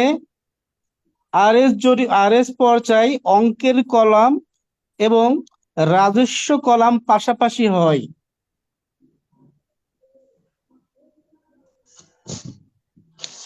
দেখেন আমি করছি, বোল্ড করছি, গোল করছি, দেখেন এতে অঙ্কের কলাম এবং রাজস্ব কলাম পাশাপাশি হবে।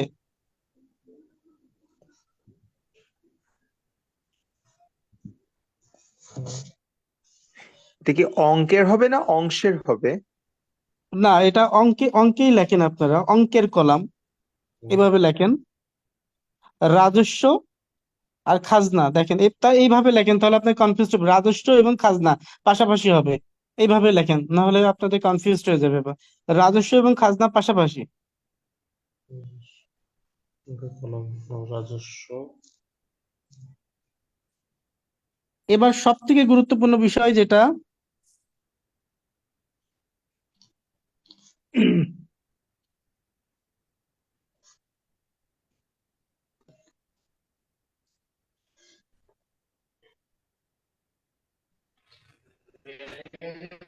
আমি আপনাদের অবশ্যই আমি আপনাদের অবশ্যই নেক্সট ক্লাসে আমি যে 1 পেজের যে বর্তমান যে আরএসটা চলমান আছে সেই পেজটা আপনাদের শেয়ার করে দেখাই দেবো, তাহলে আপনাদের সুবিধা হবে। আপনারা জাস্ট লিখে নেন, পরবর্তী পয়েন্ট লেখেন আরএস আশেপাশে শব্দ হচ্ছে কিভাবে কথা বলে বলেন। তার দিক থেকে শব্দ হচ্ছে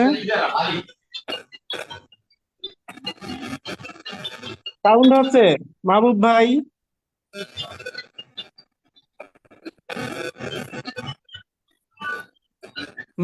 আপনি একটু মিউট করুন।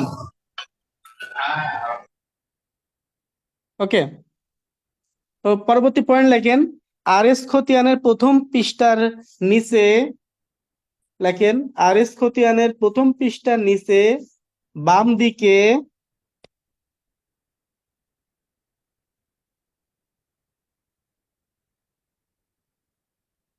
আরএস খতিয়ানের প্রথম পৃষ্ঠার নিচেই বাম দিকে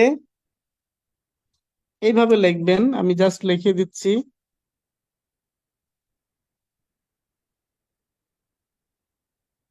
মনে করেন 105, 106/108/109।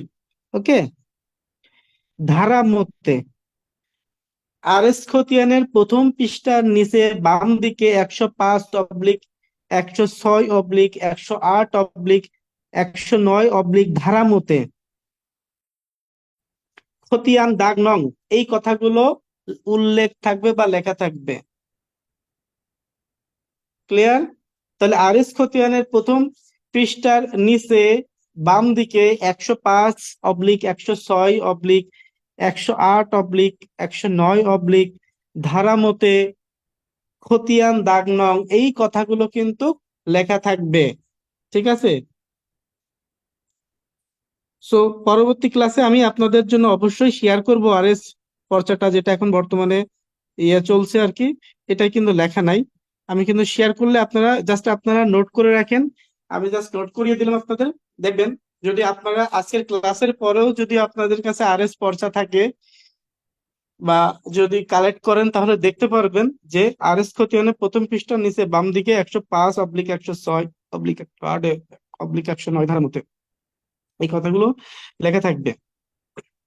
স্যার যদি স্যার আপনি বলেন যে স্যার যদি পুরাটা এক পৃষ্ঠায় থাকে সেক্ষেত্রেও কি স্যার ওই পৃষ্ঠার নিচেই থাকবে? জি, এই আরএস খতিয়ান অবশ্যই এক পেজেই থাকবে। আরএস পর্চাটা এক পেজেই থাকবে এবং ল্যান্ডস্কেপে হবে। অবশ্যই এক পেজ, ডেফিনেটলি এক পেজেই থাকবে। ওকে ঠিক আছে? তো এইটা আর কি, আরএস পর্চা খুবই সোজা। এখন আরএস পর্যন্ত বলি আপনাদেরকে বোঝার সুবিধার্থে,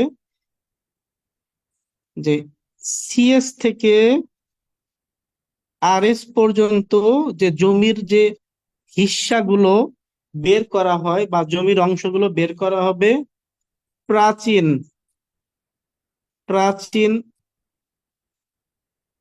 প্রাচীন হিস্সা পদ্ধতিতে।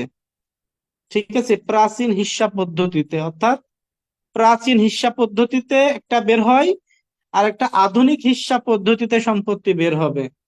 তাও সিএস থেকে আরএস পর্যন্ত আমরা যে জমির অংশগুলো বের করব, এটা হচ্ছে প্রাচীন হিস্সা পদ্ধতি ফলো করেই আমরা খতিয়ানের জমির অংশটা বের করব। এবং একমাত্র বিএস এবং দিয়ারাতে আমরা আধুনিক হিস্সা পদ্ধতিতে আমরা সম্পত্তির অংশ বের করব। অর্থাৎ আধুনিক হিস্সা পদ্ধতির আরেক নাম হাজার এককে। হাজার একক পদ্ধতিতে আমরা বিএস এবং বা দিয়ারা বা ঢাকা সিটির জরিপ, এই পর্চাগুলোতে আমরা আধুনিক হিস্সা পদ্ধতি বা হাজার পদ্ধতিতে সম্পত্তির অংশ বের করব। এখন মোটামুটি তো আপনারা সিএস, এসএ এবং আরএস এই তিনটা পর্চা তো চিনবেন, তাই না? জি স্যার। কোনো লেকনেস আছে কিনা বলেন, স্যার প্রাচীন হ্যাঁ। হিস্সা থাকলে বলতে বলতে কি পারেন, স্যার সমস্যা নেই। আনাগোনা গন্ডা এগুলো স্যার বোঝাচ্ছেন?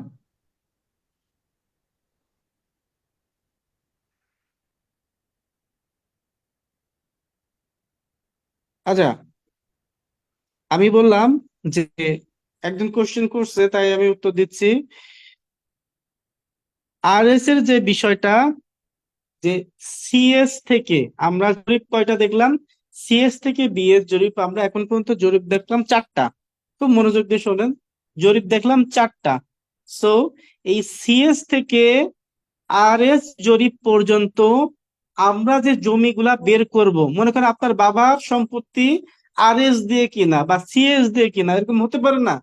তো এই জমির অংশগুলো যদি আমরা বের করতে চাই, তাহলে পুরাতন জমি জমার যে হিসাব পদ্ধতিতে, পুরাতন জমি জমার হিসাব পদ্ধতি কোনগুলো আপনারা কিন্তু জানেন না, আমি এখনই আপনাদের জানাবো।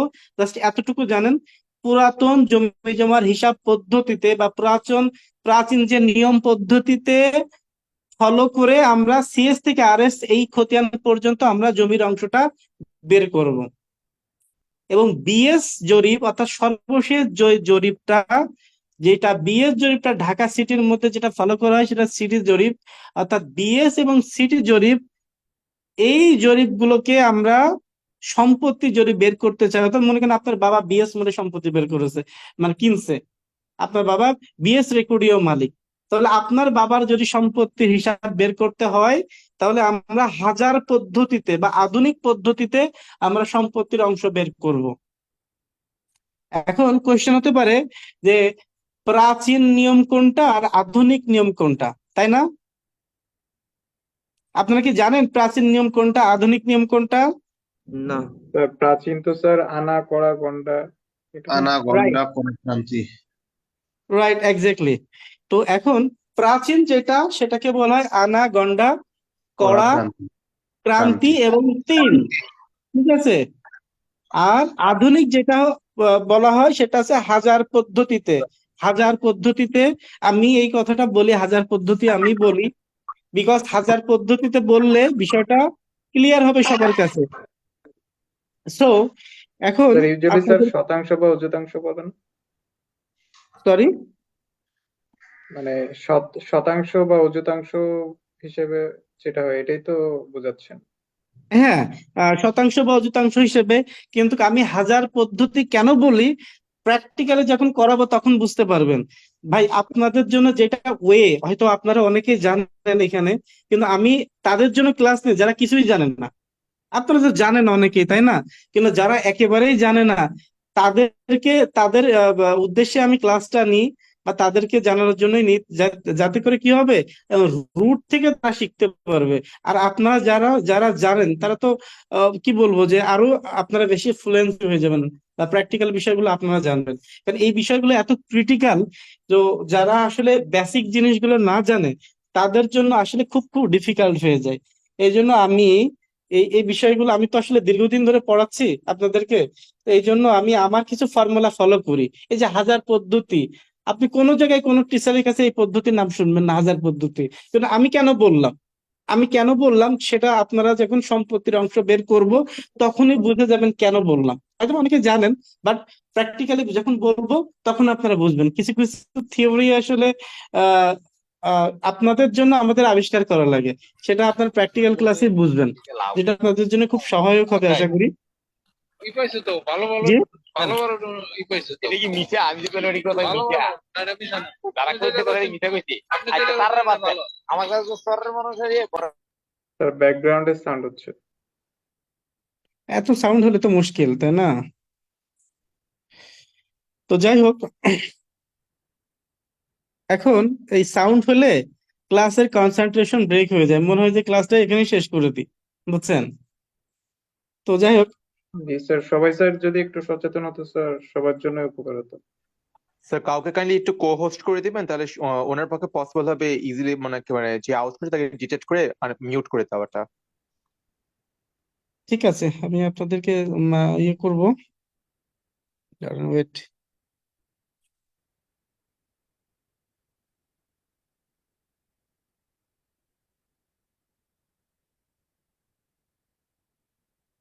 আচ্ছা, যাই হোক, তো হোস্টের অপশনটা পাচ্ছি না, কিভাবে কি করতে হয় বুঝতে পারছি না এটা। যাই হোক, সমস্যা নাই, আপনারা একটু সাইলেন্ট থাকবেন, আপনাদের প্রতি একটাই রিকোয়েস্ট।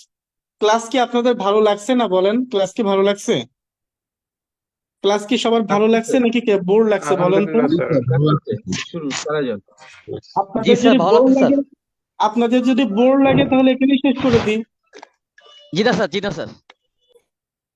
ওকে, তাহলে বিষয়টা হচ্ছে অনেকেই ওই যে আপনার জানতে চাচ্ছে যে এই যে রেজার্ভে নাম্বারের পূর্ণরূপ কি, জেএল নম্বর কি। হ্যাঁ, তো জেএল নাম্বার, জুডিসডিকশন লিস্ট নাম্বার, এই বিষয়গুলো মানে আমি আসলে সবগুলো যদি অ্যাব্রিভিয়েশন যখন একটা স্টার্ট ক্লাসে হবে তখন আপনাদের বলে বলতে দিই, হবে।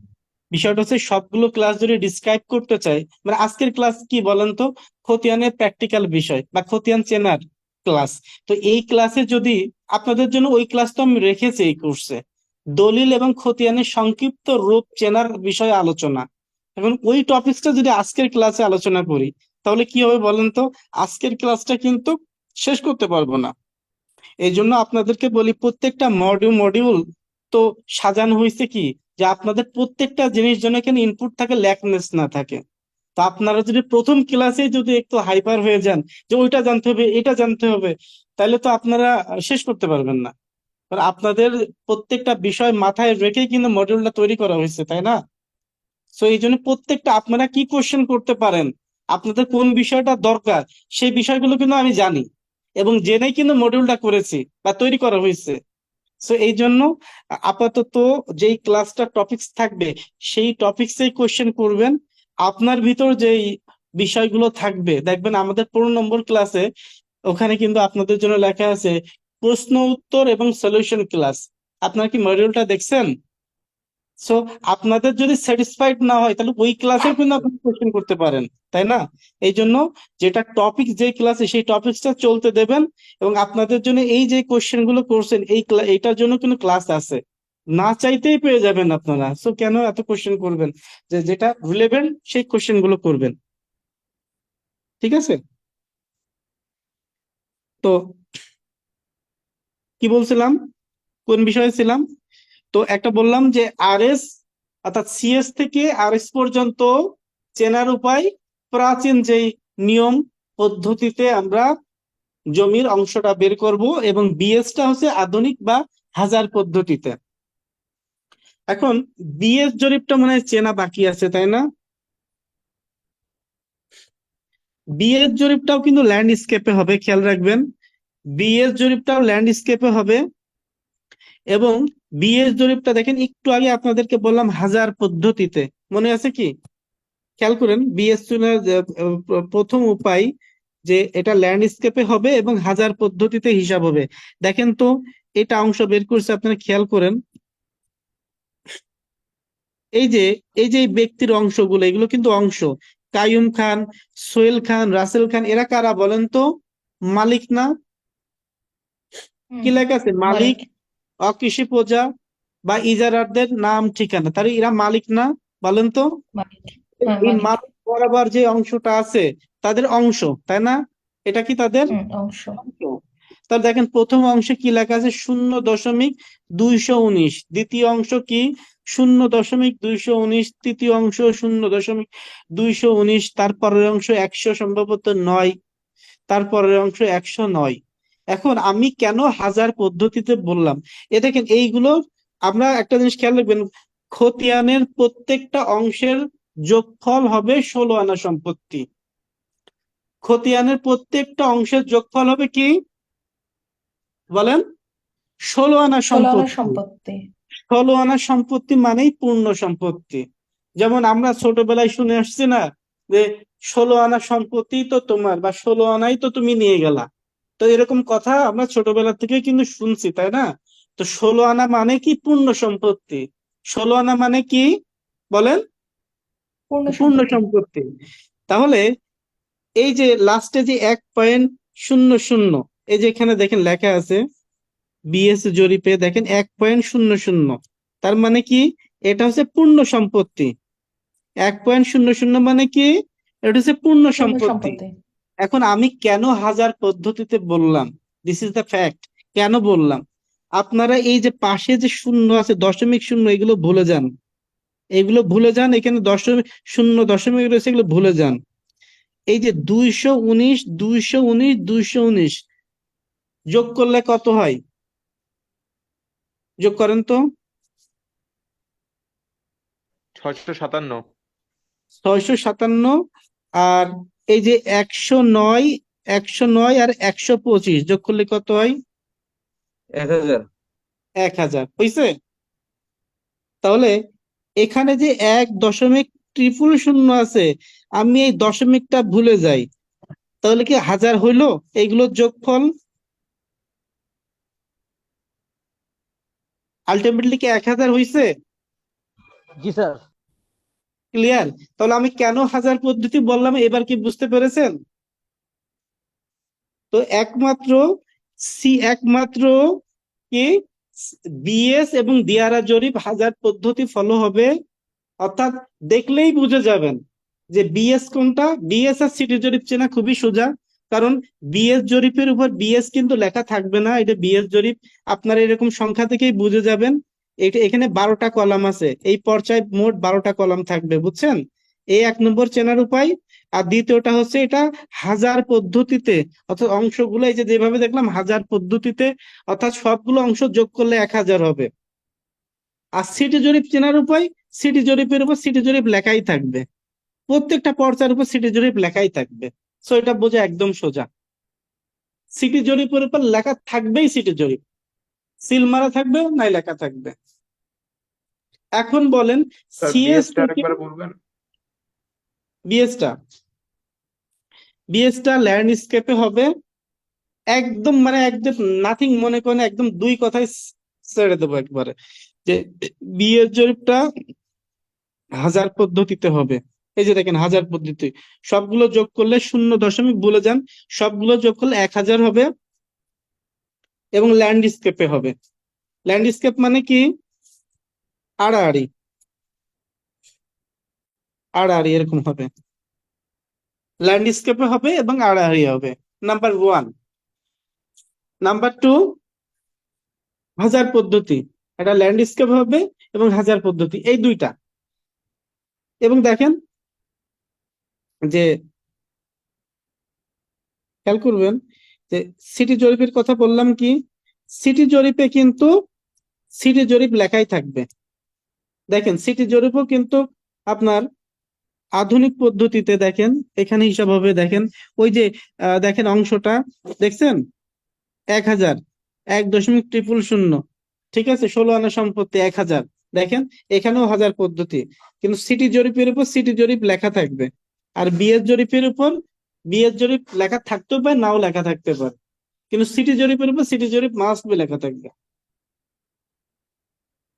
এই হলো হচ্ছে আমরা মোটামুটি প্রথমত জরিপ গুলো শিখলাম, জরিপের অ্যাব্রিভিয়েশন গুলো শিখলাম, জরিপের ইতিহাস গুলো জানলাম, এবং এই জরিপ বা খতিয়ান গুলো কোনটা কি সেভাবে শিখলাম, মানে চেনার উপায় শিখলাম। এখন সিটি বলেন, জরিপ তো স্যার এখন ভার্টিক্যাল হয় না স্যার? সরি, সিটি জরিপ ভার্টিক্যালি হয় আর কি। হ্যাঁ সিটি জরিপ ভার্টিক্যাল তো আমি বলেছি, ল্যান্ডস্কেপ। বিএস এবং সিটি জরিপ দুইটা ল্যান্ডস্কেপ। আপনারা ল্যান্ডস্কেপ আর ভার্টিক্যালের মধ্যে মানে ডেফিনেশনটা বুঝতে পারেন নাই, আমি আবার বলে দিচ্ছি। দেখেন এই যে ভার্টিক্যাল মানে কি, ভার্টিক্যাল আড়াআড়ি। ভার্টিক্যাল ভার্টিক্যাল মানে লাম্বা লাম্বি, উপর থেকে নিচ লম্বা লম্বা হবে, ঠিক আছে। আর ল্যান্ডস্কেপ মানে কি, এই সাইডে এই যে এরকম। আপনারা কম্পিউটার চালান না, প্রিন্ট দেওয়ার সময় দেখেন না প্যাট্রেট বা আছে যে ভার্টিক্যাল মোড থাকে এরকম, আর ল্যান্ডস্কেপ মোড মানে এরকম আড়াআড়ি, অর্থাৎ এই কোণার থেকে এই কোণা পর্যন্ত আড়াআড়ি। তো এখন বলেন, এখন পর্যন্ত আমরা যে বিষয়গুলো নিয়ে আলোচনা করলাম, এই বিষয়গুলো সম্পর্কে আপনাদের কোনো কোশ্চেন বা কোনো প্রবলেম আছে কিনা এটা আগে জানান। স্যার লাস্টই হচ্ছে স্যার অংশ যেটা স্যার বিএস এবং সিটি জরিপ স্যার, এটার একদম যে নিচে ওইখানে স্যার সবসময় 1 হবে, মানে 1.000। হ্যাঁ, এটা 1.000 আপনার 1000 ধরে রাখেন। আমি প্রথমে বলেছি সিটি জরিপ এবং বিএস জরিপের হিস্সাটা বের করবেন হাজার পদ্ধতিতে, আধুনিক পদ্ধতি যেটাকে বলা হয়। আর সিটি জরিপের উপর সিটি জরিপ লেখা থাকবে। ওকে, জি স্যার, ক্লিয়ার স্যার। ক্লিয়ার সবাই, তাই না? এক্সকিউজ মি, এই যে আরএস খতিয়ানের একটা কথা বলেছিলেন যে আপনার ওখানে রাজস্ব এবং খাজনা, রাজস্ব স্ল্যাশ খাজনা এভাবে লেখা থাকবে। তো আপনি যখন ওই যে আরএস খতিয়ানের সেকেন্ড পেজে গেলেন, ওখানে আবার দেখলাম রাজস্ব নামে আবার আরেকটা সেপারেট কলাম আছে। তাহলে কি আমরা বলতে পারি যে আরএস খতিয়ানের রাজস্বের জন্য সবসময় দুটো করে কলাম থাকবে? হ্যাঁ, দুইটা করে কলাম থাকবে। এবং এক্স্যাক্টলি আমি আসলে বেসিক্যালি আমি আমি I am sorry to say, because আপনাদের আসলে এই প্রথম যে ইয়েটা ওয়ান পেজের যদি পর্চাটা দেখাইতে পারতাম আপনাদের ক্লিয়ার হতো। বাট আমি যেটা নোট করে দিচ্ছি এটা নোট করে রাখেন, আমি দ্বিতীয় ক্লাসে ওয়ান পেজের বা যেটা অ্যাজ ইউজুয়াল চলে বা যেটা রানিং এটা আপনাদেরকে দেখাই দিলে আপনারা বুঝবেন। বাট আমি যেগুলো লিখে দিয়েছি এগুলো নোট করে রাখেন এবং এটা মুখস্থ করে ফেলেন, যাতে আমি আগামী দিন শেয়ার করার সাথে সাথে আপনারা ধরতে পারেন, রাইট? তো এখন যেটা আমি বলতে চাচ্ছিলাম যে এখন পর্যন্ত যে বিষয়গুলো আলোচনা করলাম, এই বিষয়গুলো নিয়ে কারোর কোনো প্রশ্ন থাকলে করতে পারেন। আমি এখন আপনাদের মূলত আজকের ক্লাস এই পর্যন্তই ছিল, বাট আমি আপনাদের প্র্যাকটিক্যাল বিষয়টা একটু দেখাই দিব আজকে, কারণ এটা আসলে দেখানোর দরকার আছে। তো এটাই আর কি। তো কোনো সমস্যা বলেন তো, বুঝতে পেরেছেন কিনা?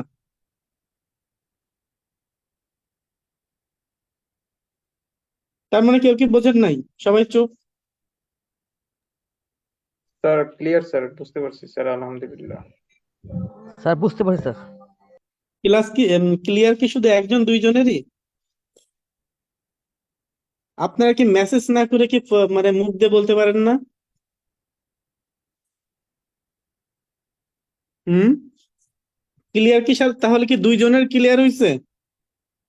ক্লিয়ার, এখানে আমারও ক্লিয়ার। চারজনের ক্লিয়ার হয়েছে তাহলে? সবারই ক্লিয়ার। সবার তো শুনি না আওয়াজ, নাকি সবাই ঘুমাই ঘুমাই ক্লাস করে, আমি তো বুঝতে পারি না। হুম, ওকে। তো তো এখন আমি যেটা বললাম যে পুরাতন যে হিসাব পদ্ধতি এখন আমরা একটু জানার চেষ্টা করি সেটা একদিনে আসলে খুব ডিফিকাল্ট হয়ে যাবে বুঝছেন আপনাদের জন্য অনেক প্যারা হয়ে যাচ্ছে আমি কি ক্লাসটা টানবো নাকি কেন শেষ করে দিব বলেন তো এক্সটেন্ড করেন কালি, একটু শেষ করে দেখান। শেষ করে দেন। ওকে তো আমাদের যে বিষয়টা প্রথমত আমাদের যে প্রাচীন যে নিয়মটা সেটাই প্রথমত আসবে আপনাদের ক্রমোনোলজিটা মনে রাখতে হবে বা ক্রমটা মনে রাখতে হবে প্রথমত আমাদের আনা প্রথমত আমাদের কি আসবে আনা নাম্বার 1 তারপরে কি আসবে গন্ডা তারপর কি আসবে কড়া তারপরে ক্রান্তি তারপরে তিল জি হাবিবা বলেন মুখে বলতে হবে নট আপনারা এসএমএস দিলে সবসময় আমি এসএমএসটা কিন্তু দেখি না মুখে বলতে হবে যদি কোনো সমস্যা থাকে কি আজকে নতুন করে কোনো অংশ শুরু না করে আজকে যতটুকু হয়েছে ততটুকু যদি আবার একটুখানি রিভাইজ দেওয়া যায় তাহলে বোধহয় আমরা যারা বিগিনার আছি আমাদের জন্য একটু সুবিধা হবে। ধন্যবাদ। আমি অ্যাকচুয়ালি সত্যি কথা এই বিষয়গুলো কিন্তু ক্লাসটা রেকর্ড থাকবে তো আপনাদের আপনারা যারা বিগিনার আছেন বা যারা ইয়ে করতেছেন আপনারা আসলে এই পুরোটা আসলে ক্লাস রিপিট করা খুবই ডিফিকাল্ট হয়ে যায় আমার জন্য কারণ এত বেশি কথা বলা লাগে আপনারা তো জানেন তাই না খুবই কথা বলা লাগে সো রিপিট করা আসলে রিপিট যদি না করে আপনারা যদি এই ক্লাসের পরবর্তীতেই মানে ক্লাসটা শেষ করেই যদি আপনারা যে কোনো সময় রেকর্ড ক্লাসটা 5-7 বার দেখে ফেলেন তাহলে আপনাদের মনে হয় ভালো হবে আমি আমি মনে করি ঠিক আছে জি স্যার, So, ওটাই বেটার হয় স্যার। কারণ রিপিট করা কষ্ট কারণ আমি আসলে আপনাদের ব্যাচ কিন্তু একটা না এখানে অনেকগুলো ব্যাচ আছে সারাদিন অফিস করে কোড করে আপনাদের আসলে এত কথা বলা খুব কষ্ট হয়ে যায় এই জন্য রেকর্ডের অপশন আপনারা দেখে নিবেন আর কি তো যেটা জি স্যার বললাম ঠিক আছে।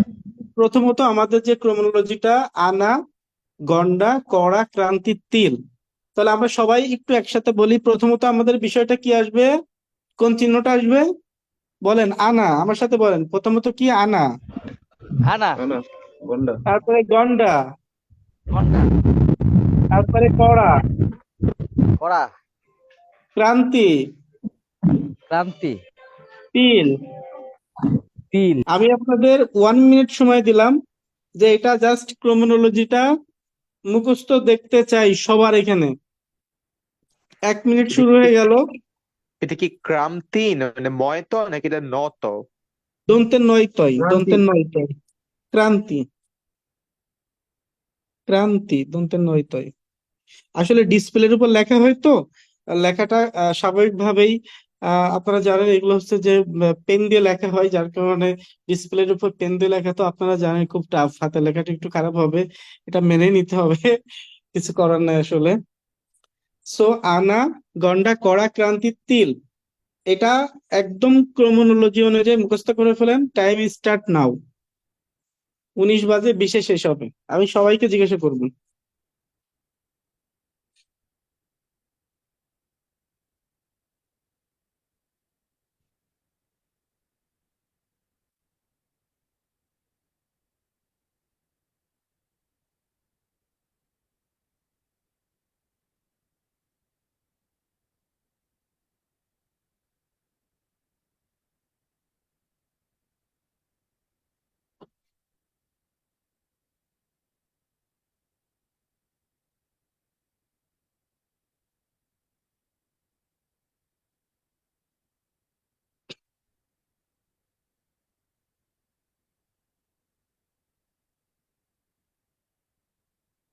ওকে থ্যাংক ইউ ছাপা আসেন প্রথমে বলেন তো ক্রমোনোলজিটা বলেন তো আনা গন্ডা কড়া ক্রান্তি তিল।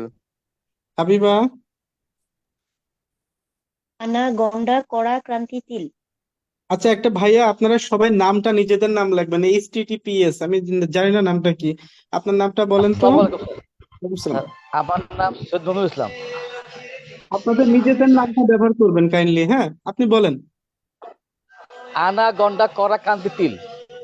জয়নাব জয়নাব বলেন তো আনা গন্ডা করা ক্রান্তি তিল। Thank you. মাহবুব আলম, দেখে বললেন না কেউ?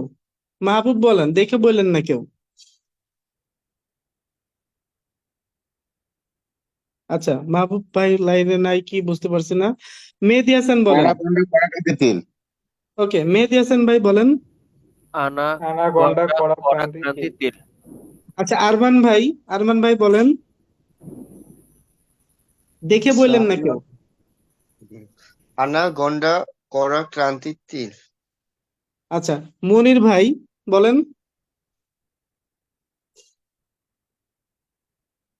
মনির ভাই, আচ্ছা, আনাগন্ডা করা কান্তি তিল। নীরব ভাই বলেন।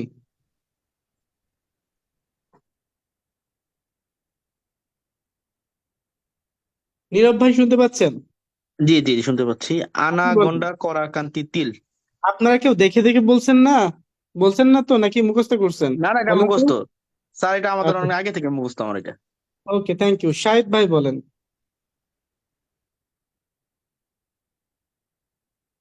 শাহিদ ভাই বলেন। শিরিন চৌধুরী বলেন। আনাগন্ডা করা কান্তি তিল। সফল ভাই বলেন। সুফল ভাই।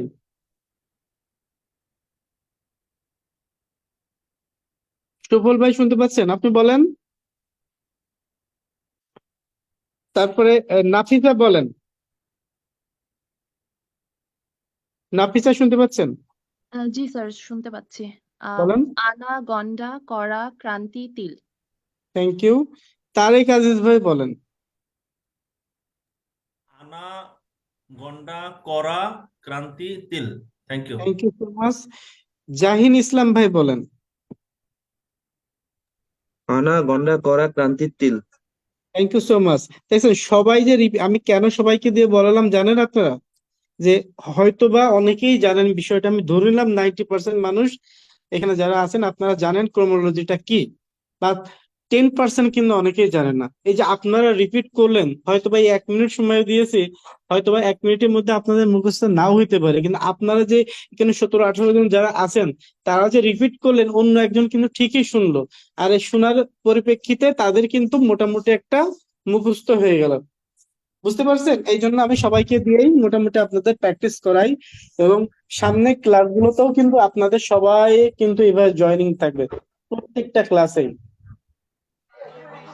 ওকে, এখন আনাটা কি আমাদের জানতে হবে না? এত আনার কথা বলছি, গন্ডার কথা বলছি, করার কথা বলছি, ক্রান্তি, তিল, এগুলো তো বলেই যাচ্ছি। এখন আমাদের আনাটা চিনতে হবে, তাই না? সো দেখেন, খুব প্র্যাকটিসের বিষয়, সো খেয়াল করবেন। সিম্পল, এই যে এখানে ধরলাম, ধরে উপর দিকে নিলাম, সিম্পল। এই যে নিচ থেকে উপর দিকে একটু টান মারলাম। আমি আবার দেখাবো। এই যে দেখেন, এই যে একটা দাগ, বা আপনি এই ডান পাশ থেকেও টানতে পারেন। ক্লিয়ার? তো এটা 1 আনা, ঠিক আছে? 2 আনা জাস্ট এরকম 2-এর মতো উপরে একটু উঠবে, এটা 2 আনা। 3 আনাটা লিখবো জাস্ট 2-এর মতো, কিন্তু একটু গোল, 9-এর মতো, বাংলা 9-এর মতো হবে, এটা 3 আনা। তাহলে 1 আনা, 2 আনা, 3 আনা, 3 আনা। আপনারা কি বুঝতে পারছেন? 1, 2, 3 বুঝেছেন কিনা? জি স্যার। সবাই কি বুঝছেন? এইগুলো একটা পিক থাকলে খুব ভালো হতো স্যার। আমি দিব ভাই, আগে আগে আগে লেখেন। 1, 2, 3 বুঝছেন কিনা? আমি আবার লিখে দেখাই। দেখেন, উপর থেকে জাস্ট একটা টানলাম 1 আনা। 2 আনা জাস্ট টিক চিহ্ন, আপনার টিক চিহ্ন দেন নাই? এই যে টিক চিহ্ন, এভাবে দেন না আপনারা? টিক চিহ্ন দেন কিনা? এই যে টিক চিহ্ন, জাস্ট এমন টিক চিহ্ন। ওকে, আর 3 আনাটা জাস্ট এই যে দেখেন আমি লিখছি, দেখেন এইভাবে লিখে জাস্ট উপর থেকে একটু গোল করা 9-এর মতো, দেখছেন? জাস্ট এইভাবে টাইনে 2-এর মতো টেনে জাস্ট উপর থেকে একটু গোল করে দেওয়া, এটাকে 3 আনা বলে। এটা হচ্ছে 3 আনার সংকেত। 4 আনা একেবারেই সোজা, 4 আনা সোজা একটা দাগ, উপর থেকে সোজা একটা দাগ, এটা হচ্ছে 4 আনা। তো 1 2 3 4, 4 আনা যদি যে লিখতে পারে সে 5 আনাও লিখতে পারে, কারণ 5 আনা লিখতে গেলে আমাদের 4 + 1 যোগ করতে হবে। এই 4 আনার সাথে 1 যদি যোগ করা হয় 5 আনা। যদি 6 আনা লিখতে হয় তাহলে 4 যোগ কত হয় 2, 4 যোগ 2 দিলে কি হয় 6 হয় না?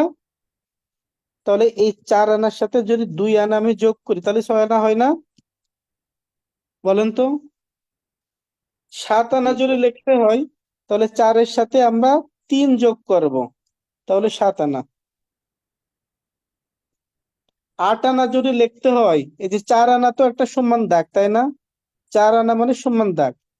8 আনা যদি লিখতে হয় তাহলে সমান 2টা দাগ উপর থেকে নিচে, এই যে 8 আনা। এই যে 4 আর 4, 8 আনা। আর 8 আনা পর্যন্ত যে লিখতে পারে সে কিন্তু 9 আনাও লিখতে পারে, কারণ 8 + 1 আনা সমান 9 আনা।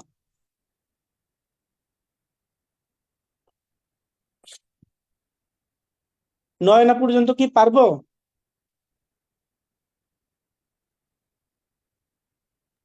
ওকে, আমি বুঝতে পেরেছি আপনাদের কষ্ট হচ্ছে। আমি 6-এর পরে আবার একটু দেখালে ভালো। দেখেন, আমি আপনাদের দেখেন শেয়ার করেছি, দেখেন খেয়াল করেন। 4 4 5 4 3 7, এই যে দেখেন দেখেন, আমি আসলে লিখে দেখালে আপনাদের জন্য আপনারা তো সেটা বুঝতে পারছেন না। দেখেন 1 আনা লিখছিলাম, দেখছেন? 1 আনা, ঠিক আছে? 2 আনা, 3 আনা, 4 আনা সোজা একটা দাগ, উপর থেকে জাস্ট সিম্পল একটা 2 আর দাগ। 3 তো স্যার একই রকমই লাগে স্যার। না, 2 আর 3 এখানে একরকম লাগছে কিন্তু একরকম না, প্রিন্টের সময় তো এরকম মনে হচ্ছে, কিন্তু এই জন্য তো আমি লিখে দিচ্ছিলাম আপনাদের ভাই, আপনারা তো সেটা ইয়ে করলেন না। 2 আনা এরকম জাস্ট টিক চিহ্ন একটা, এই জন্য তো আপনাদের আমি লিখে দিচ্ছিলাম। 2 আনা জাস্ট টিক, আর 3 আনাটা জাস্ট 2 এর মতো কিন্তু একটু বাঁকা, 9 এর মতো, ঠিক আছে? পেট মোটা, যেটাকে পেট মোটা বলে। 4 আনা সোজা একটা দাগ, 4 আনা সোজা দাগ। 5 আনা, 4 আনা লেখার পরে 1 যোগ, এটা 4 আনা লিখতে গেলে দেখবেন এরকম 4 আনা লেখার পরে এটা যোগ করে ভি এর মতো হতে পারে 5 আনা, আবার 4 আনা লেখার পরে এমন ফাঁকাও থাকতে পারে, দুটোই 5 আনা। কারণ এক একটা পর্যায়ে এক এক রকম ভাবে লেখা থাকে, তো আমি আপনাদের 2টা ওয়েই কিন্তু বলে দিলাম।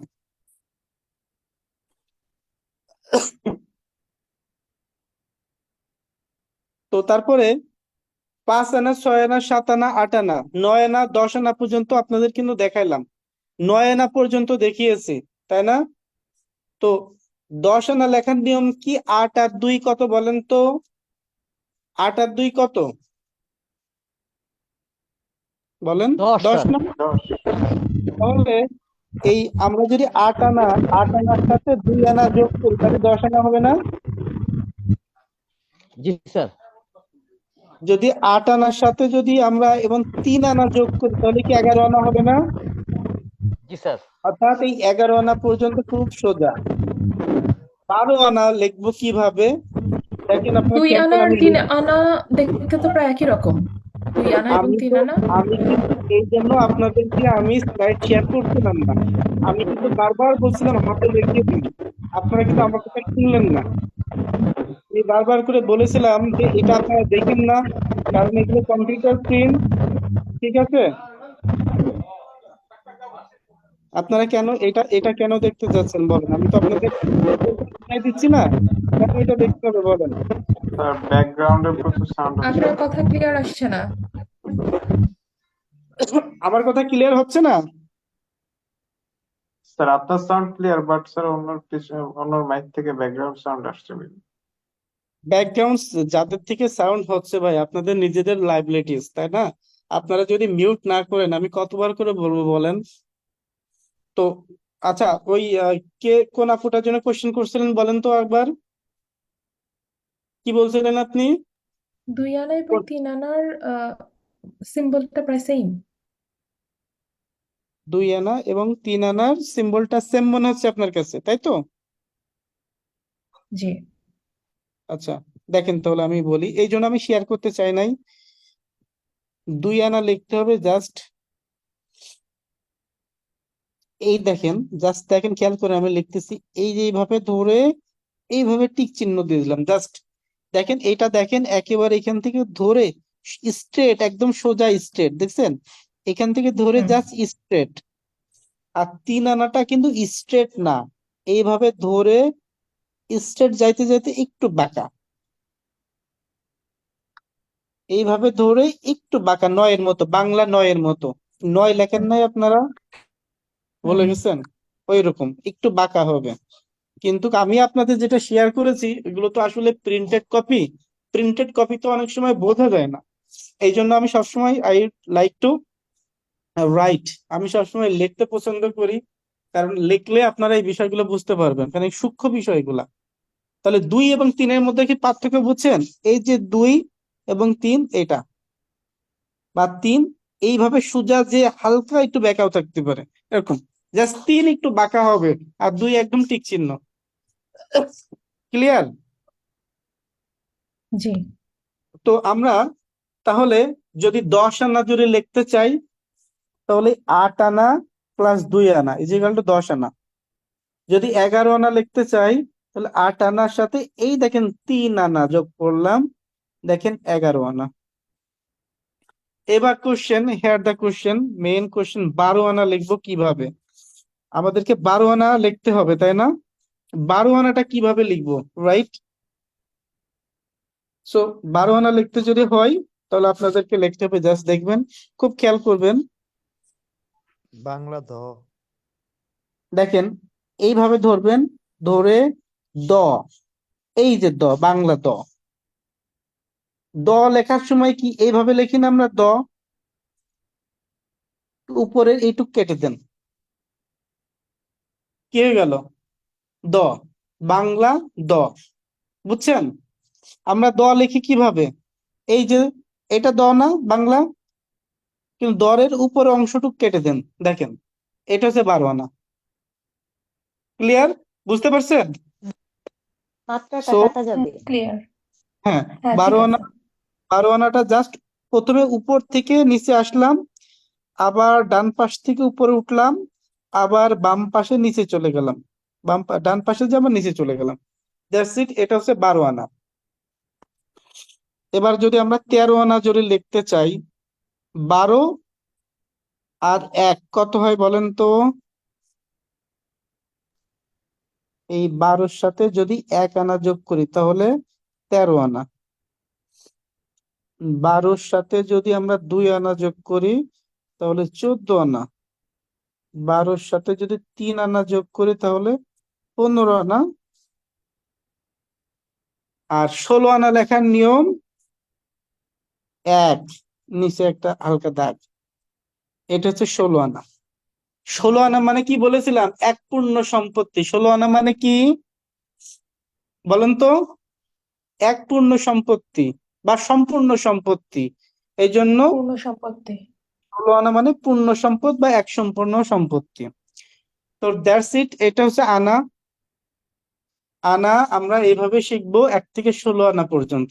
এইবার আমি আপনাদেরকে স্লাইডটা শেয়ার করি আদার্স গুলোর জন্য, তাহলে আপনারা এবার বুঝতে পারবেন। দেখেন গন্ডা, গন্ডা সংখ্যা শুধু 1 2 3 4 5 6 7 8 9 10। খেয়াল করেন 1 থেকে 20 পর্যন্ত, 19 পর্যন্ত লিখতে পারবেন। সিম্পল 1 2 3 4 5 6 7 8 9, মানে অঙ্ক পদ্ধতিতে, বুঝছেন? এটা হচ্ছে গন্ডা। এবং আমরা যদি কড়া লিখতে চাই, আনার পরে আমরা কি পড়ছিলাম বলেন তো? গন্ডা, গন্ডার পরে কি পড়ছিলাম সূত্রে, মনে আছে? কড়া। কড়া। তাহলে কড়া যদি আমরা লিখতে চাই তাহলে কিভাবে লিখবো? সিম্পল, জাস্ট এটা 100 মান, যে 4 আনা লিখলাম না, 4 আনা 1 কড়া মনে করেন, বুঝছেন? সহজ ভাবে শেখেন, ক্রিটিক্যাল চিন্তা করবেন না। এই যে এটা 1 কড়া, এটা হচ্ছে 2 কড়া, এটা 1 কড়া 2 কড়া, আর 12 আনাটা হচ্ছে 3 কড়া। 3 কড়া হচ্ছে 12 আনার মতো, আমরা যে একটু 12 আনা লিখলাম না, 10 এর মতো, এটা হচ্ছে 3 কড়া। তাহলে 1 কড়া 2 কড়া 3 কড়া। এখন আপনাদের কোশ্চেন হতে পারে যে 12 আনা এবং 3 কড়া তো একই রকম, এখন আমরা পর্চাতে বুঝবো কি করে কোনটা কড়া এবং কোনটা আনা? কোশ্চেন হতে পারে কিনা বলেন তো? এখন কোশ্চেন হতে পারে না নাকি আপনারা জি জানেন? স্যার হতে পারে কোশ্চেন স্যার। হতে পারে। কোশ্চেন কেন করেন নাই তাহলে? তাই যদি হয় তাহলে আমরা একটু জানি, দেখেন খেয়াল করবেন।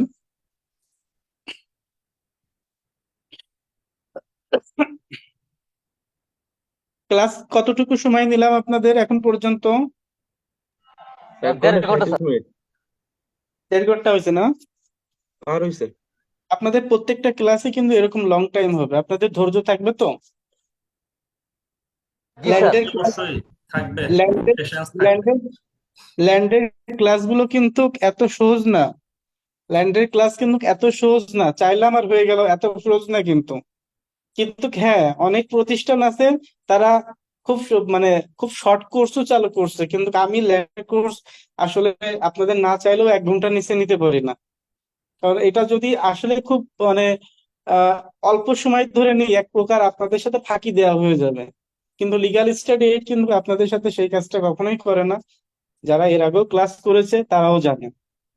আমরা আমাদের সর্বোচ্চটুকু আপনাদের দিব, ইনশাল্লাহ আপনারা জাস্ট ক্লাসে উপস্থিত থাকবেন, এটাই। কেউ রেকর্ড ক্লাস করার থেকে লাইভ ক্লাসে থাকবেন, তাহলে আপনাদের জন্য ভালো হবে। ইনশাআল্লাহ স্যার থাকবো স্যার ইনশাআল্লাহ। তো এখন যেটা বলছিলাম,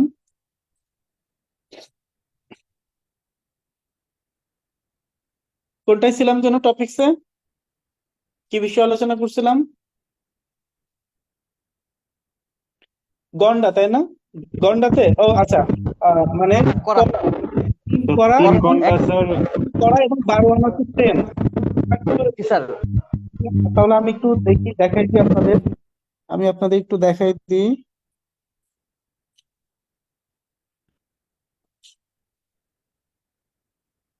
কোনো খতিয়ানে যদি এরকম থাকে তাহলে আপনারা কি বুঝবেন, তাই তো? তা আমরা তো দেখতেছি দুটোই তো একেবারে আহ দ, 2 দ, 1 দ দেখলাম আনা, 1 দ দেখলাম কড়া, তাহলে আমরা কি করে বুঝবো? ওই যে আমরা একটা সিকোয়েন্স পড়েছিলাম, মনে আছে কি একটু আগে? প্রথমটা কি চিহ্নটা, প্রথম চিহ্নটা কি?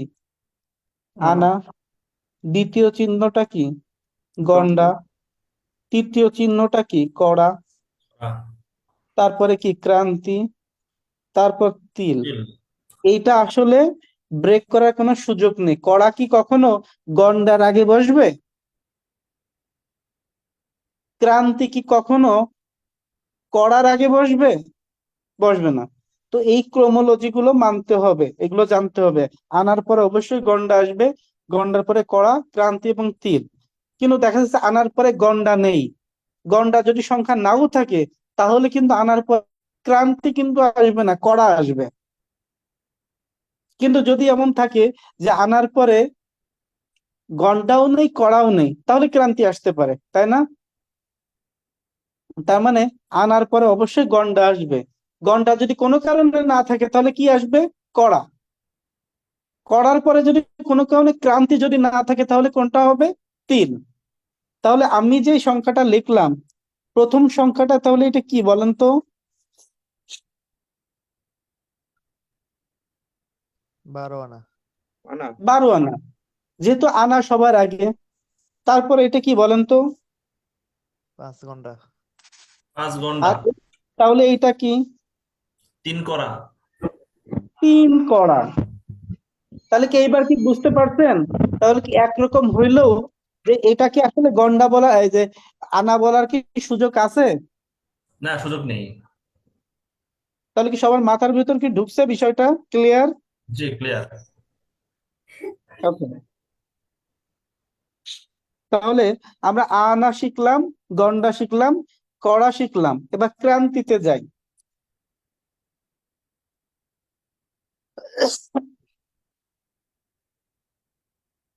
দেখেন, এই যে ক্রান্তি, এটা এক ক্রান্তি, আর এইটা হচ্ছে 2 ক্রান্তি, একই রকম। যেমন আমরা এইভাবে একের লিখি না, বইকারে বে, এভাবে লিখি না। বেকার বানান কি? মনে করেন বেকার বা কর্মহীন যদি লিখি, তাহলে বইকের কয়াকার র, এভাবে লিখি না একের। এটা ভুল হয়েছে, বইকের কয়াকার র, বেকার, তাই না? এই যে একের জাস্ট এটা কি করবেন, এই দিক এইভাবে, এক ক্রান্তি, 2 ক্রান্তি। বুঝছেন? ক্লিয়ার? তাহলে ক্রান্তির চিহ্নটা কি বুঝতে পারছেন? 2 ক্রান্তি পর্যন্ত লিখতে পারবেন, এর বেশি লিখতে পারবেন না। আর তিলটা হচ্ছে গন্ডার মতো, তিলটা কি গন্ডার মতো। দেখেন 1 2 3 4 5 6 7 8 9 10 এইভাবে 19 পর্যন্ত। এই দেখেন 1 2 3 4 5 6 7 8 9 10 এভাবে 19 পর্যন্ত। তো এটা হচ্ছে তিল। তাহলে আনা, গন্ডা, কড়া, ক্রান্তি, তিল আমরা মোটামুটি শিখলাম। এখন কিন্তু আজকে আর পড়াবো না, জাস্ট একটা সূত্র আপনাদের না শিখাইলে পরবর্তী ক্লাসে, প্র্যাকটিক্যাল যেহেতু ক্লাস, পরবর্তী ক্লাসে অংশটা বের করে শিখাবো। বাট সূত্রটা আপনাদের হোমওয়ার্ক থাকবে, সূত্রটা লিখে ফেলেন। আমি বলি আপনারা লিখে ফেলেন।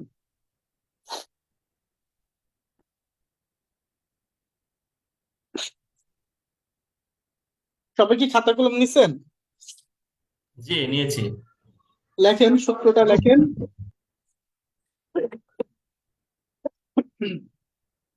লেখেন সূত্রটা এইভাবে লিখলে, দাঁড়ান 1 মিনিট, আমি একটু পানি খেয়ে আসি, 1 মিনিট, হ্যাঁ 1 মিনিট, জাস্ট 1 মিনিট।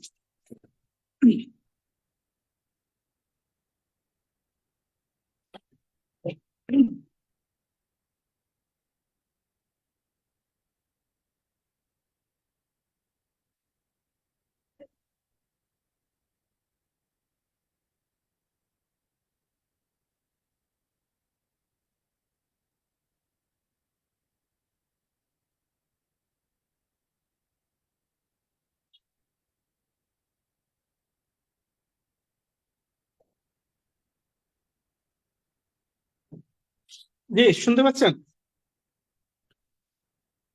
জি স্যার।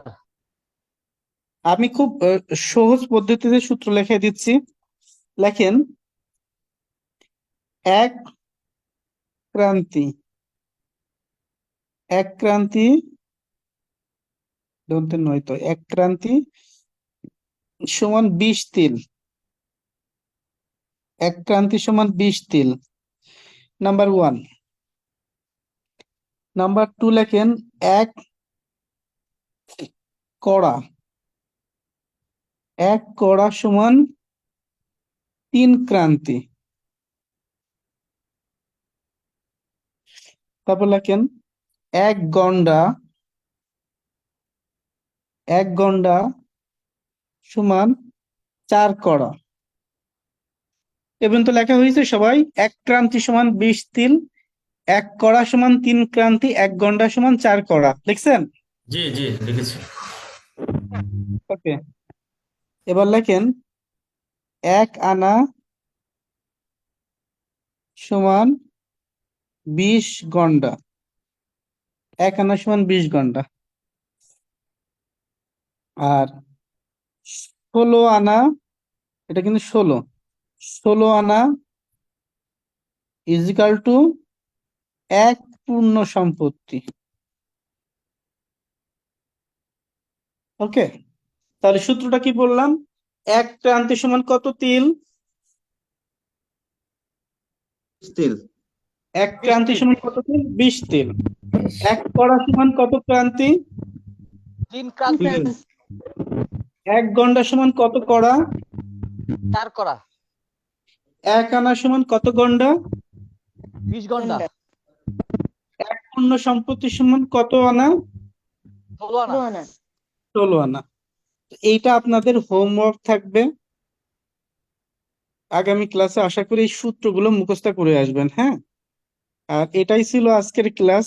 আমি চেষ্টা করেছি আজকে আপনাদের কনসেপ্ট দেওয়ার, জানি না আসলে আপনাদের কেমন লাগছে। আমি একটু আপনাদের সাথে 1 মিনিট জাস্ট কথা বলবো। প্রথমত শিরিন চৌধুরী, যেহেতু আপনি প্রথমে আছেন দেখতে পাচ্ছি, ক্লাস আপনার কেমন লাগছে ওভারঅল মিলে একটু বলবেন, জানাবেন, বা সবকিছু বুঝতে পারছেন কিনা।